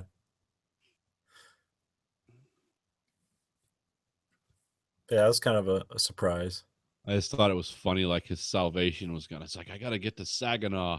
That's my salvation. It's like, no, Saginaw is a place you get away from. That's not a place you go towards. No, oh wait, no, never mind. You're probably not there yet. No, probably not. That he meets like a shaman and he like goes to his like inner place and he finds out his dream world is like it's like St. Flores or like Florida or something like that. I can't remember that. He's like, that's your dream? He's like, yeah, that's where we were supposed to go before, you know, this whole deadite showed up and killed my girlfriend. Like, that's where we're gonna go. So that's just a dream place. It's just some place in Florida that he's never been to. Yeah. It's all full of opportunity. Yeah, that's the thing about people in the Midwest. They think the Florida's like the promised land. And it's like, no, are you paying attention to the news? What was the latest Florida? Oh, did you hear about the latest Florida thing? Speaking of, we're going to have a Florida version here. Florida update. Because that's always, the guy was going to, well, this is everywhere. We're not breaking this. The guy told his girlfriend, going to go out and rob some houses. I'll be back. It's like, okay, honey. It's just like kind of have fun at work. They think an alligator ate him. She reported him missing, and he was like casing this house in the woods. And they think an alligator got him. Huh. That is a Florida story if I ever. Attempted robbery thwarted by nature. Thwarted by dinosaurs. The dinosaurs that live among us, the alligators.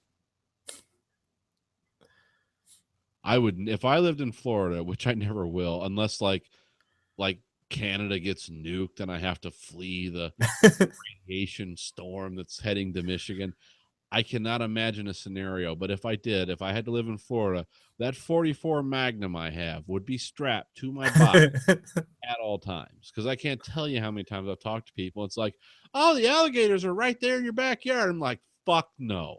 Like telling me there's velociraptors. It's the same thing.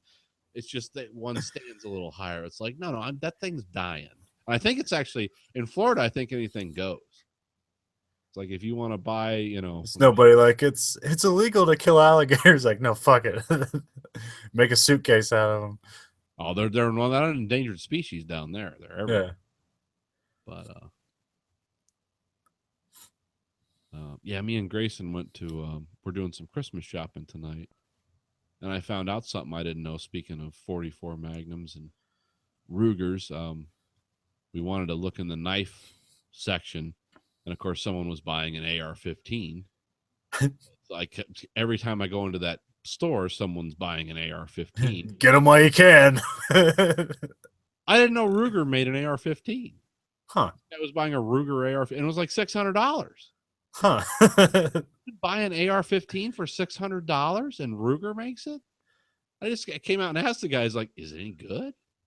I mean, what does it come with? Is that piston driven or gas driven? How does it work? I was just curious what kind of AR-15 you could buy for $600. I didn't know you could buy one for $600, let alone a brand, because Ruger's a brand for their revolvers, at least I like, and their ranch rifles. I don't know anything about, well, their handguns, their automatics suck, but I was just surprised. It's like, I didn't know they made an AR-15 and that you could buy it for $600. I thought AR-15s like started at $2,000 and worked out. I guess I was wrong. But I haven't bought a gun in like 7 years, so I don't know any.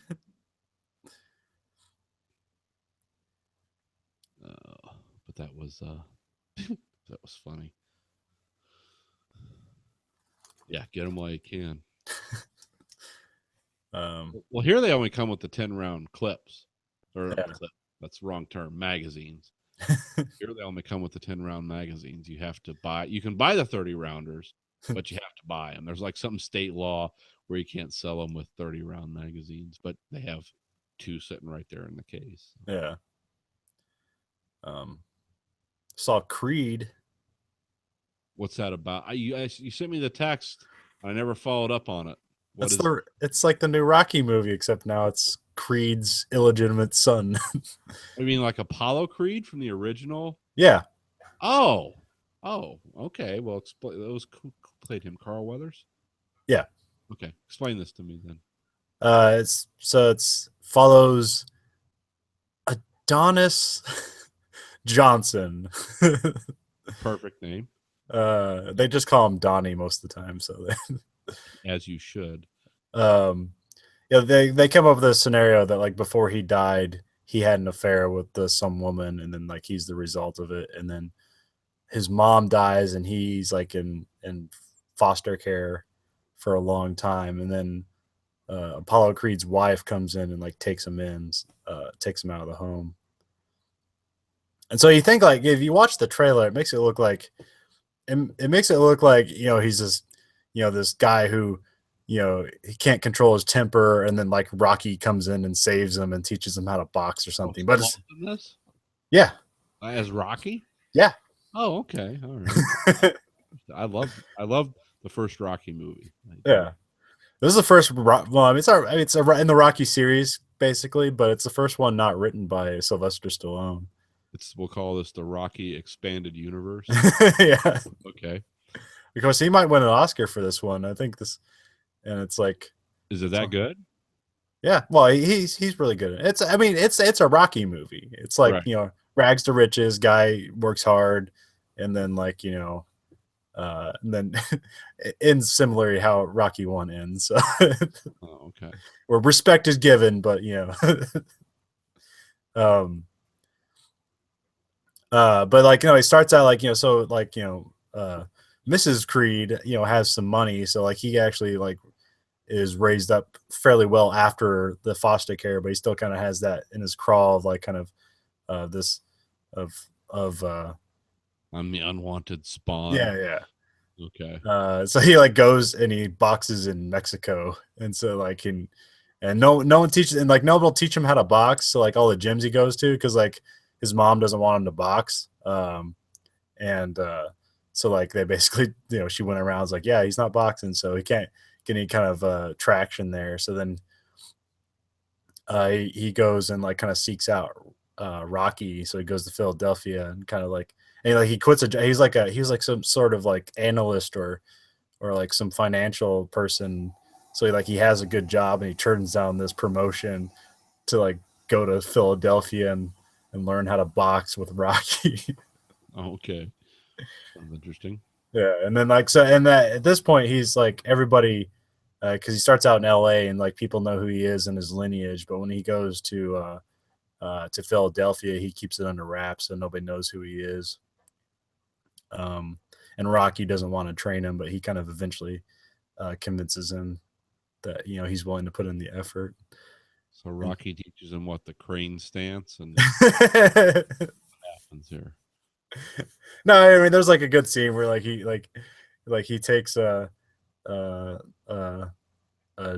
just call him Donnie to like a mirror, and he's like pointing at the mirror, and he's like, you see that guy right there? He's like, that's your greatest opponent. That's your greatest opponent in your ring. And like I believe that in here, and I believe that in life. And it's like, that's a good line. That works. Yeah. And then there's a really cool they talk about the first fight being this shot, but really it's like the first like official fight, because there's like 5 other fights before this one actually happens. But there's a fight they do, and it's like I think it's like 2 or 3 rounds, and it all happens in one camera shot. And it's super well really? done. Yeah, it's really well done. Like the Russian arc of boxing. Huh? Yeah.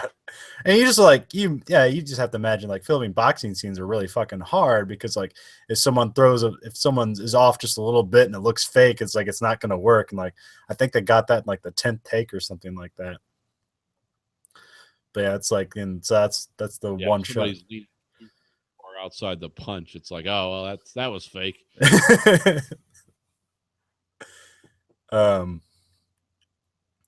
And so, and the weird thing for me is that the main like antagonist boxer in the movie, his name is Pretty Ricky Conlon. And so the whole movie they're just referring to him as Conlon. It's like Conlon gets brought up on gun charges and stuff like that. I was like, this is weird, because my name's pretty it's he's from Ireland in the movie, so it's like it's a pretty common name there. It's more of a surname than a first name. So this is the first time I've ever like heard my name like used in a kind of a large entertainment faction. There's like a part in the movie where they're going to have the big show off, and so like they're doing the ring entrances, and like there's when he does his ring entrance, it's almost like the Goldberg ring entrance, but everyone's chanting Conlon the whole time. I don't know. So Conlon's more of a surname, huh? Yeah. So in Ireland, you'd be like Ricky Bobby, huh? Yeah, kind of. I've seen it more commonly used as a surname. Like the only Conlons I've ever known, it's like that was their last name. There's like some politician, their last name is Conlon. There's a basketball player, his name was Marty Conlon. This guy in this movie, his last name's Conlon. So. Huh. Like so, I got the normal name out of the 3 of us. I don't ever notice these things. Every 5th person I meet's named Nathan, so it's like, that's pretty normal. Well, it's also I saw it with Andrew, and he felt kind of weird for me because he's never really heard my name used like that, like more in a public fashion like that before. So he's like, I felt like he needed to like ask my opinion. It's like, is this weird? What do you think of this name? The sound we make with our mouth that makes your head turn. What does this make you think of? But at some point, he wins that one boxing match where it's all in one shot, and then like he's still pretty green. Like he's not like he's trained hard and everything, but he doesn't have the experience, and like he hasn't really been trained that much before. So he's all kind of been self-taught up to this point. But now it gets out that he's like Creed's son, and so then that like bolstered like then the match that Conlon was supposed to have he like broke the guy's jaw at the weigh-in, so he lost that match, Oh, and then the like fight. yeah. And so like so for some reason there's like, they need to get a new match, and they don't really have somebody that can match him and make it like a big fight, but it's like we can bring all this publicity in if we bring Creed in, and he didn't want to box under the name Creed, but that was like a stipulation in the contract. So it's like, we can create this big fight just on names alone. It's like, yeah, but that guy's gonna get killed in the fucking ring, just like his dad. So what was the fatal flaw with his dad? Why did his dad die? Oh, he just got beat up by a big Russian. I don't think he got I don't crushed by, he got his head caved in by a steroid fueled Russian, huh? yeah. Okay. I don't think there's any. Well, I don't know if they were saying like, oh well, he's got like a congenital heart failure, like No. Okay. It's just that his dad died in the ring, and that basically people are bringing up Sins the of point. Father shall be visited upon the Yeah. son. All right, I get where it's going. And they do a really good job of like incorporating modern sports like kind of presentations into the movie. So like they have like HBO 24/7, like they have that in the show, like they're kind of not their version of it, it's like the actual thing. So Okay. and they have like ESPN and PTI, and all that stuff is incorporated pretty well into the movie, because they did do that stuff in the Rocky Balboa movie, but it was kind of awkward there. But maybe that's could have been just because still Sylvester Stallone was directing it. Yeah, because a 70-year-old man was trying, and they were talking about like your biggest problem is calcification. No, your biggest problem is your heart's 70 years old. And if you've ever been punched in the face once by an amateur, well, that gets your heart a racking 40 or 35, let alone 70. So I still like that movie though. I don't care what anyone says. No, like all the Rocky movies are good except for 5. I don't remember 5. The last one, the one I watched was the one where Creed gets killed. That's 4 with Ivan Drago, Yeah. the Russian. And I never watched 5 because that was the one with like, isn't that like Rocky's fall from? Yeah. Yeah, I never watched that one. And then Like what I call the second generation or the reboot, I've watched pretty much all those. Not in theaters, but Yeah. it's available to my many entertainment venues. So you think that you saw this in a theater, obviously? Yeah. You think it's worth the ticket price, or? Yeah, that's good. Okay. I mean, I think if you want like one Rocky movie, it's pretty much along those lines. I think it does a really good job of kind of I do. using the formula and stuff. It doesn't do anything outrageous. And I just convinced my son to go with me. it's going to teach My you about lazy hard part. work. Huh? It's going to teach you about hard work, Yeah, determination. He knows a lot about that. Like when he ran out of the room the other day, I defeated Fallout 3. Good job. What about this math homework? I don't understand it.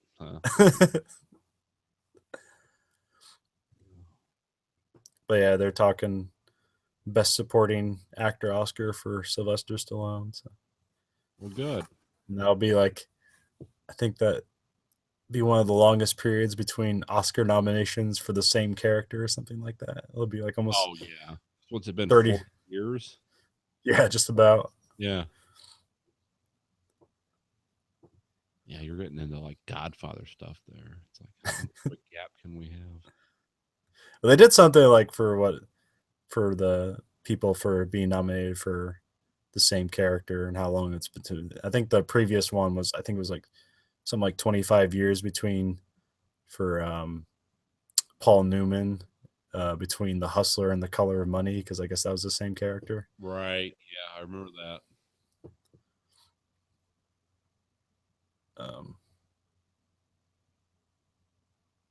And then there was like some other, like someone played, Father O'Malley, and he was in 2 movies like that. And then the other one was Al Pacino for The Godfather, because it hasn't happened too often. That I think it was like 6 times people have been nominated for the same character.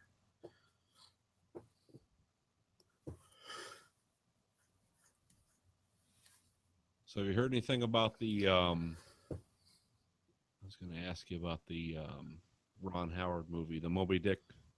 I haven't. The buzz on that is not good. Really? Yeah, Damn it. that's what I've heard so far, but I don't know. I wanted to like that. But I haven't heard anything about it. Yeah, I mean, yeah, early. I've only heard early buzz, and people are saying it's boring or something. Yeah, it's got 42% on Rotten Tomatoes. Well, forget that. Let's see here, what's their. Let's see their consensus. The admirably old-fashioned in the heart of the sea boasts thoughtful storytelling to match its visual panache, even if it can't claim the depth or epic sweep to which it so clearly aspires. Yeah. Well, I'll wait. I'll hold on that one. Go see Krampus, the Christmas horror movie. I didn't know that was What's that? the Krampus. That where did I see this? Was it on the History Channel? Somebody explained how that was like a real thing. It was like, oh, that's Santa's satanic partner. Yeah, it's like Yeah. real. I mean, mythology. Why it's Yeah, something it's not a that's real exist- thing, but it's mythology's real behind it. It's like, oh wow, I didn't know that Santa had a satanic partner. But Yeah. If you rearrange Santa around Satan, right? yeah, this is what I'm hearing. Well, Satan also, Claus. who was it? Who's that guy on This American Life? He's not a regular.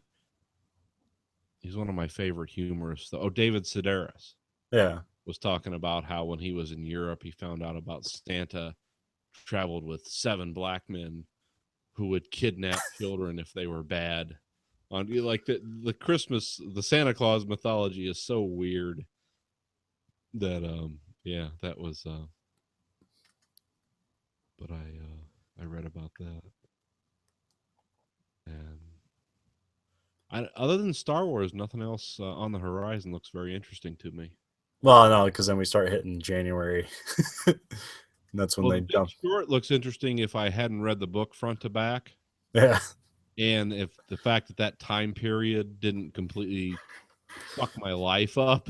You know, not that I'm a Wall Street guy or anything like that, but yeah, this is the reason I've been to 4 plants in 6 years, and everything's a fucking mess and all. You know, that's We'll go watch the Peanuts movie. Apparently, that's good. we already have. Oh, okay. It wasn't good. It was. Okay. It brought a tear to my eye. I'm one of those guys that's really weirdly nostalgic about the especially the Peanuts Christmas. Yeah. I don't know why, but that'll bring me to tears every time. It's like that's my kryptonite. I mean, I'll laugh at dead children. God damn it. The Peanuts Christmas will always bring me to tears, especially when Linus like breaks out into that, like he starts reciting the Bible. Oh, I can't watch this anymore. Or you can go and revel in the sadness of Spotlight. Oh, is that the one about the priest Yeah. rape stuff? Yeah. No. Yeah, I hate that. I'm not even religious, and especially I'm not Catholic, but yeah, that stuff really makes me sad. It's like I want to believe those guys in funny costumes are really gonna, like, when we all die, this makes sense.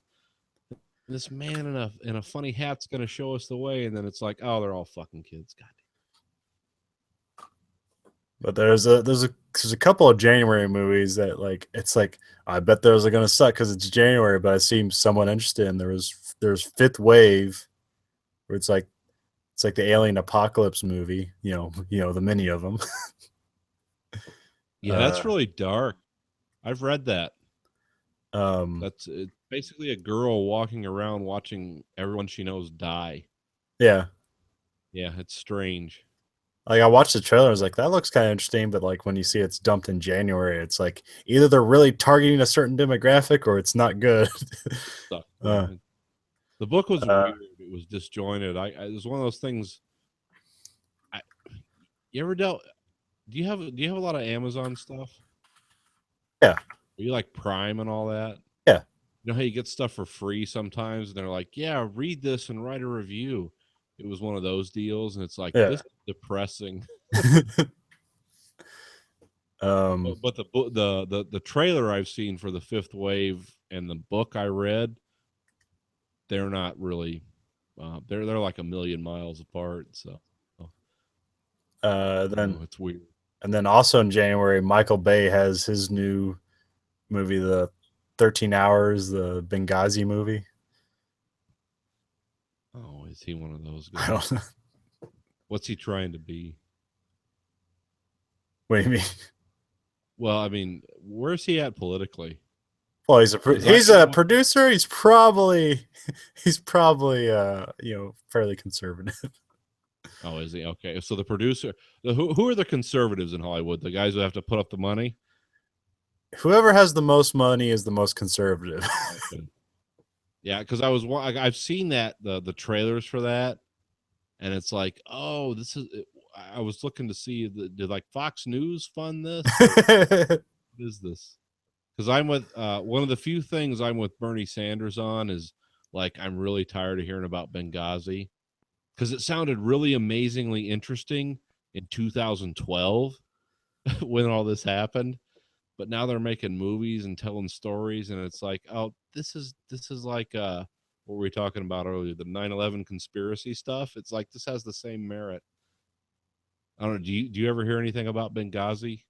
Not until like they had the hearings with Hillary Clinton. I didn't even know. I don't even remember about this before that. So, like I remember, I remember somewhat like remember them talking about when it happened, but then I just kind of forgot about it. Well, I remember it being like some weird movie where Muhammad was gay, and it pissed off everyone in the Muslim world, and that's why Benghazi happened. And then they said, "Oh no, that wasn't exactly true." And it's like, yeah, no shit, that sounds really weird and convoluted. So why did they attack this compound in Libya? And I don't know. And then it's like, well, Hillary and Obama were cowards, and they withheld these forces that would have gone in and saved the ambassador and all these other people. But I don't know. And then I hear they spent $23 million or whatever, even more than that, investigating her. This sounds like a Whitewater thing to me. I don't know. Do you hear anything in the circles you move in about Benghazi? What are the people in the Marine Corps about it? Just imagine a conservative opinion. Oh, that Hillary's a whore, and yeah, okay. I don't know. Maybe people. I'm always curious because maybe the people like actually knew people that died in this. For me, it's a thought exercise, damage control. Yeah, I don't know. It's just whatever right wing thing Fox says is what that's what they say. What else is there? In January. Yeah. What are the January? We call them drops or dumps. Dump seems about right. Yeah, it sounds about right. We'll see if. Well, I remember there was like a string there where like that because like January is when Taken got released, the first one, and like that just ran forever. And it's like, oh shit, there's money to be made in January because all the movies suck. Liam Neeson thing, yeah. And I think Liam Neeson like next year had like some action movie in January. It's like, oh, this is just Liam Neeson's month. Like I think The Gray got released in January, something like that.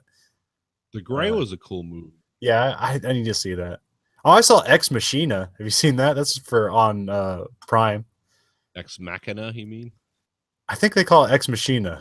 Oh, okay. I can't remember. I think I know it's Ex. From the I know it's Deus Ex Machina, but I think that I think it's specifically for the thing. It's called Ex Machina. I can't remember. I remember there being something weird about that. For the American audience. That movie's pretty good. Is it? It's on Prime right now. I mean, it's fairly bleak, but it's interesting. It looked bleak from the trailers. Yeah. This is how our robot overlords take. I've never seen the movie. I'm just guessing. So. Yeah, essentially. Well, there's a really confusing moment at the end where it's like the whole time you're wondering about what her intent is. And it's They like, were oh, fucking- no. Well, there is robot fucking, but it's not. It's not. It's not. You don't. It's you'll find out about it. Okay. um. There's a reason why I'm asking. So, are we moving into the transcendent, like, post-human robot sex thing, or are we just the robot overlords take over? Yeah, no, see, I just so because like at the end, because they kind of intimate that like she has dreams or whatever, and like and like she really likes this guy, and but there's also it's like well she's being deceitful too, so she can just get out of there, and like that, but that's like a part of the test that they're doing, and then at the end it's like okay, well she's willing to imprison humans and kill them, like that doesn't seem very good for humanity. They're also describing marriage, but okay.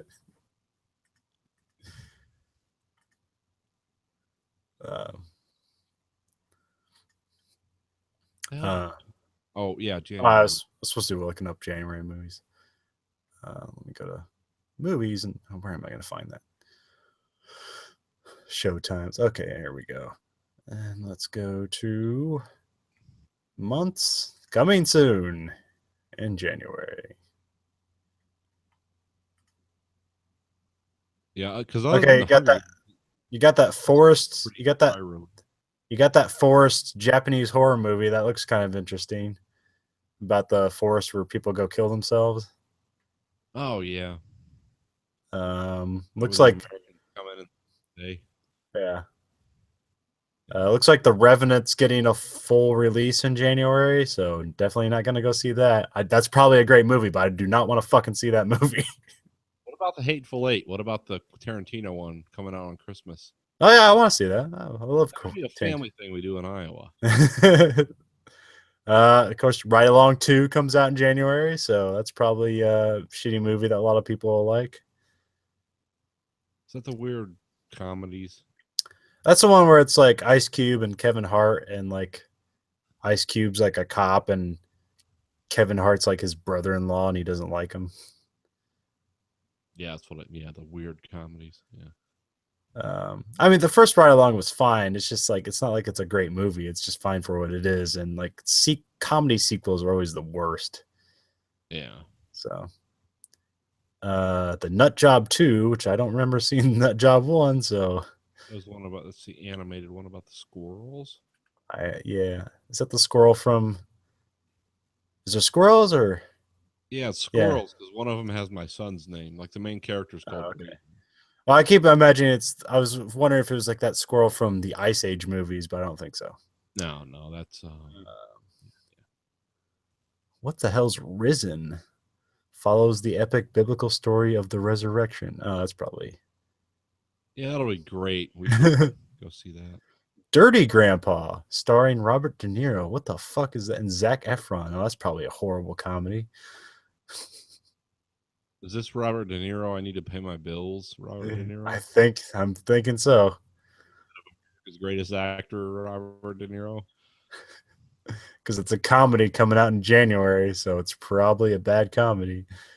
Oh, that Finest. Oh yeah, I guess I don't know. Yeah, it doesn't really look that great, but it looks like one of those movies. The Finest Hours. That's the one where it's Chris Pine, and like the ship breaks in half, and they have to go like save the people. And there's January. I thought that was December.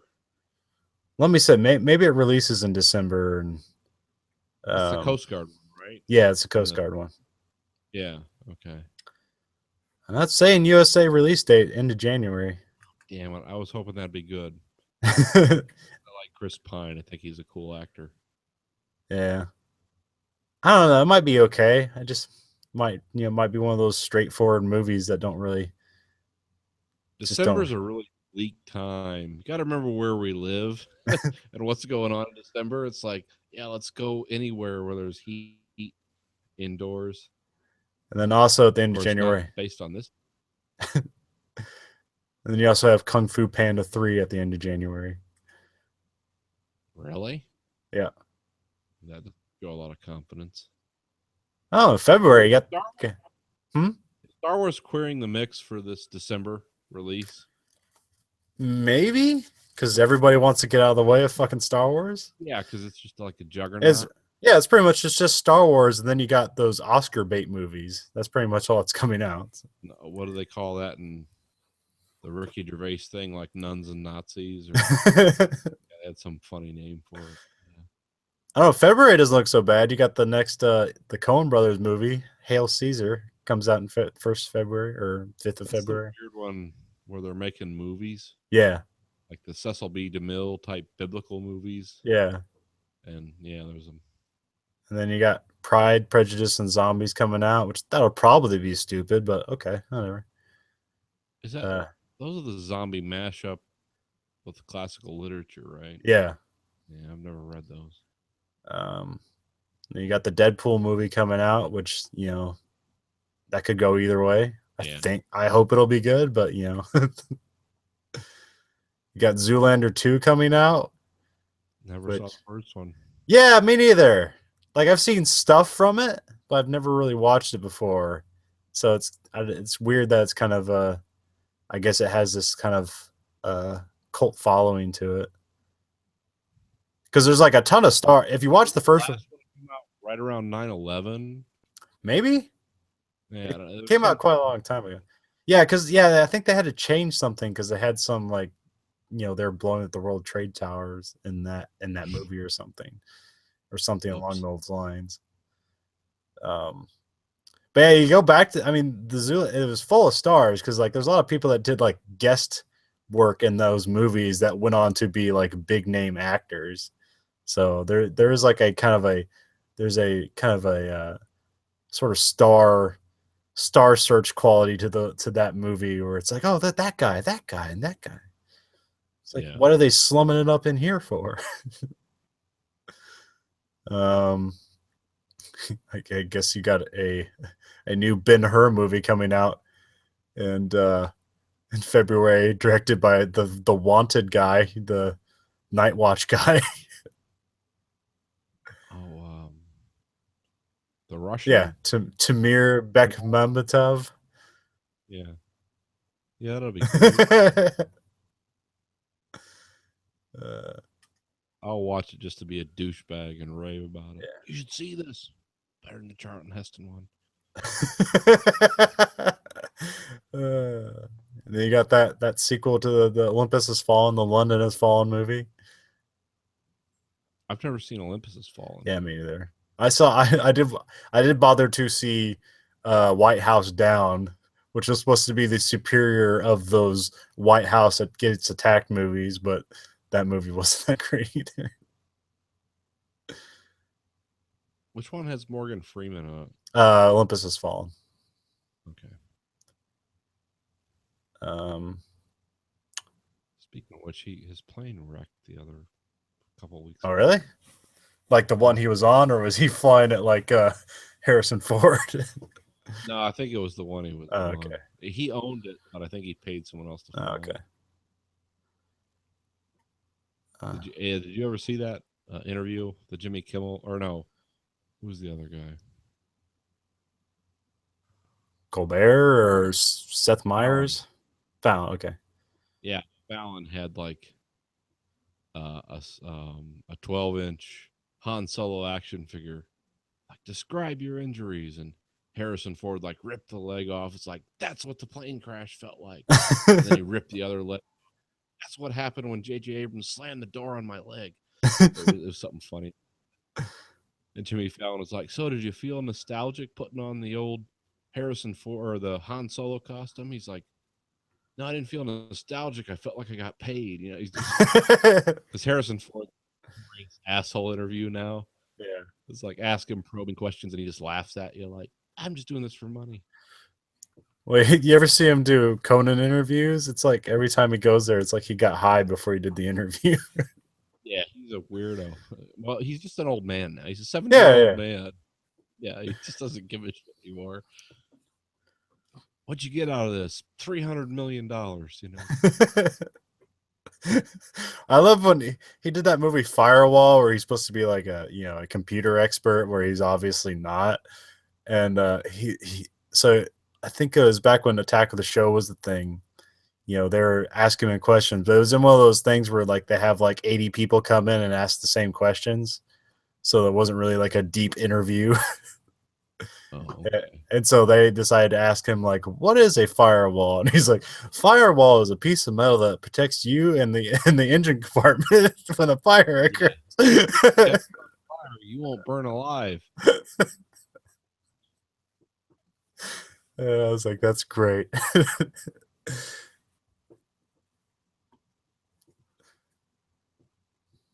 Yeah, he just doesn't. He doesn't need to care. You know, he's the highest grossing actor of all time. Is he really? Yeah, because he's been in all the Star Wars movies and all the Indiana Jones movies. Yeah. And now, you know, clear and present. Associated Jim Carrey with those outsized paydays. Well, no, I don't know how much he's got. I mean, like the movies he's been in have grossed more than anybody else. Yeah. I'm pretty sure he makes a pretty penny, but yeah. Yeah, he's not hurting. Yeah, I think that's like Tom Cruise and Will Smith are the still command like $20 million and 20% of the gross profits or whatever for every movie they do. Who's the other guy? Well, it used to be. I think technically the highest paid actor in Hollywood was Mel Gibson because he got like $25 million for like the last big role he was in. Yeah, I think it was. I think for like We Were Soldiers or was it We Are Soldiers? Shit, I can't remember the title of that movie. Oh, the one about the helicopter soldiers. Yeah, I think it's We Are Soldiers. Vietnam. Yeah, yeah, yeah. I think he got like 25 for that, or maybe it was that Patriot movie he did. I think he got like 25 million for that Patriot movie. Huh. And then you know he got like $200 million for his Jesus movie. So, but that's because he like put his own money into it, and he was like, "Oh, I'm getting all the profit from this shit." Yeah, well, and that was because I know around here, like the churches were selling tickets, like right in the. You'd show up on Sunday, and it's like, oh, I want to hear a sermon. And it's like the sermon is buy tickets to this movie. People are going to see the movie like 20 times, which to me, I've never seen The Passion of the Christ, but it was described to me as like torture porn. Yeah. Like Jim Caviezel getting the shit beat out of him for 2 hours. Like, if you're into that, yeah, you see it. But anyway. And what's he doing nowadays? You never hear about No, he's been in like he does like bit parts in weird independent movies now, or so because he was in the Foster puppet movie. Yeah, he was in that fucking thing. And there's that one movie where he's like in a jail in Mexico.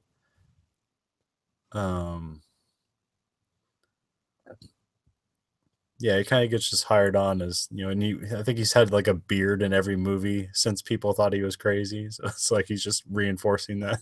Yeah, we know you're crazy now. Yeah, he gets like the bit parts. Who's the other guy who never shows up anymore? I think he did like a bit part in like the last Expendables movie. Oh, okay. Yeah, Anthony Hopkins. Yeah. Show up for. Yeah, he shows up for a paycheck, definitely. Oh, yeah.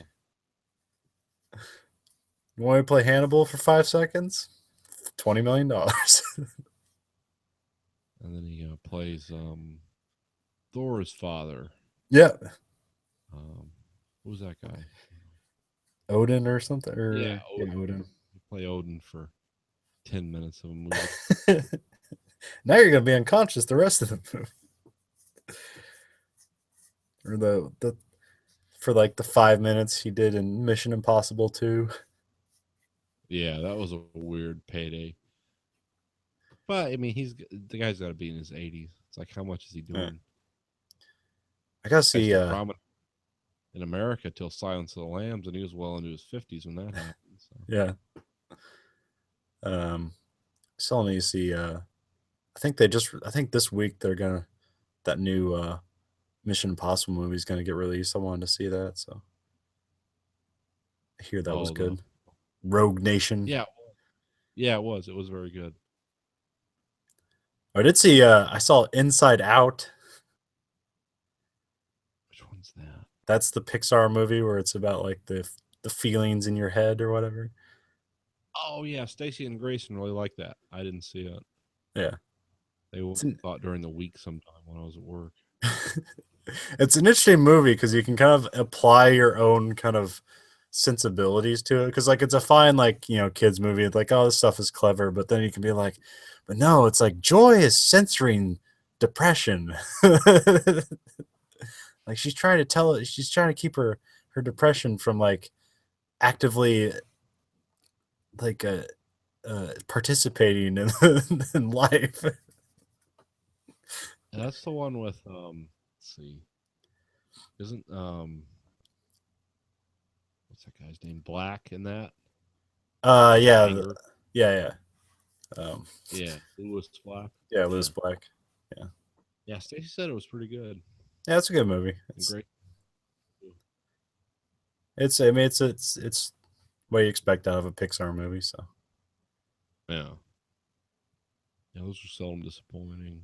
unless you really like Cars. I didn't think the first one was too bad. What, Cars? I didn't see that one. Yeah. Yeah, I didn't see a second. I mean, I thought it was still like visually inventive, but it was just kind of one of their. It was the story was so boilerplate.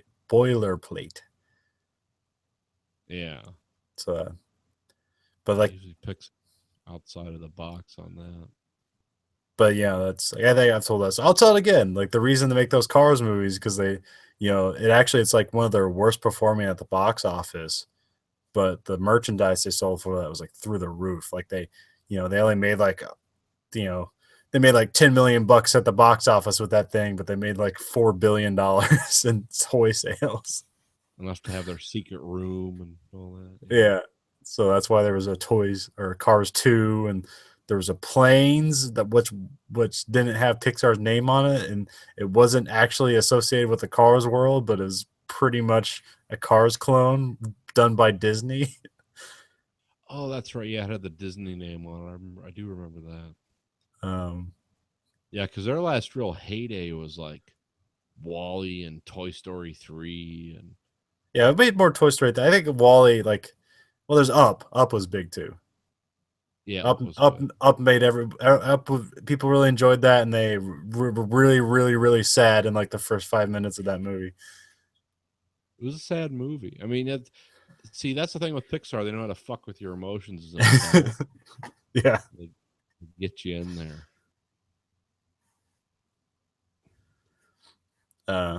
I guess they have a new movie out called The Good Dinosaur, which apparently, I guess that's going to end up being Pixar's worst performing movie ever. Like next to Bug's Life or something. The one where the asteroid doesn't hit Earth. Yeah, I don't know. I can't remember. Dinosaur befriends a human or something like that. Yeah, that sounds about right. Yeah. I don't know who's doing. Like I said, it's hard to tell who's doing this. Who's making these movies? Because how can the same group that makes Toy Story 3, which was the most powerful Toy Story, how can you slant back into mediocrity? Well, I don't know if The Good Dinosaur is a bad movie. I don't know. It doesn't really. I feel like that story's been told before. Yeah, well, Ice Age, yeah. Yeah. Or The Land Before Time, all that stuff. Land of the Lost. I never saw the one with Will Ferrell. That was a weird fucking movie. It's not good, but it's a weird fucking movie. Yeah. It's about what it looked like. Well, the TV series wasn't good. It was just weird. No, yeah. Both of them. Wasn't there like a 70s one and then there was that 90s reboot and they're all weird? I remember the 70s one. I don't remember the 90s reboot. Yeah, I remember the 90s reboot one. Yeah, didn't make a mark, huh? Oh no, the 90s one was like around for a while. I mean, it was like a Saturday morning like TV show. Right. and like Jurassic Park came out around the same time, and there's that dinosaur that hunts around the whole time, so it kind of like picked up some steam where like kids are like, yeah, digital dinosaurs. I remember these. Yeah, there's like weird Will Ferrell like TV adaptation movies that he is in. Like I think because he did a Bewitched movie that I think people have completely forgotten about. Like they had Nicole Kidman in it, and he was in it. I do remember that. And like I've never seen that fucking movie like anywhere. Like USA doesn't play it or anything like that. I've never seen it show up on HBO. Like it's like people like get this movie out of here. It's like I gotta see this movie, how bad this movie is, or is it just so mediocre that people forgot about it? Like the Jay Leno and Pat Morita movie. Bought the rights to, so it would never be shown anywhere. That's true or an urban legend, but yeah, I remember they made a movie and you never see it anywhere. I saw they played that there was a hot minute where Comedy Central would play that like in the morning every time. Oh, really? How horrible is it? It was fine. It was weird because it was like Jay Leno and Pat Morita trying to do like a Beverly Hills Cop movie together. So it just was uninspired. It wasn't terrible. It just wasn't inspired. It wasn't like fucking that that Bill Cosby train wreck. Was it Leonard something six or? Yeah. Yeah. I know it was a disaster. I don't remember why. Oh man. Like he drives around a car with a tank cannon on it, but the tank cannon is just rubber. So like when he jumps over a hill, you just see the tank cannon flopping around. And it's just like Bounce. yeah, it's like, well, I mean, that's taking me like that's kind of funny, but like that's taking me out of the movie because like I know that's just a fucking piece of shit strapped to a car and it's supposed to be like yeah. And like there's at some point like Bill Cosby gets cuffed with lobsters like to a vent or something, and like the solution to get out of the lobster cuffs is to apply butter to the lobsters. Yeah. It's a fucking stupid movie. Yeah.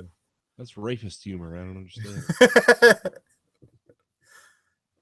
Jeez. Worst movies ever. Yep.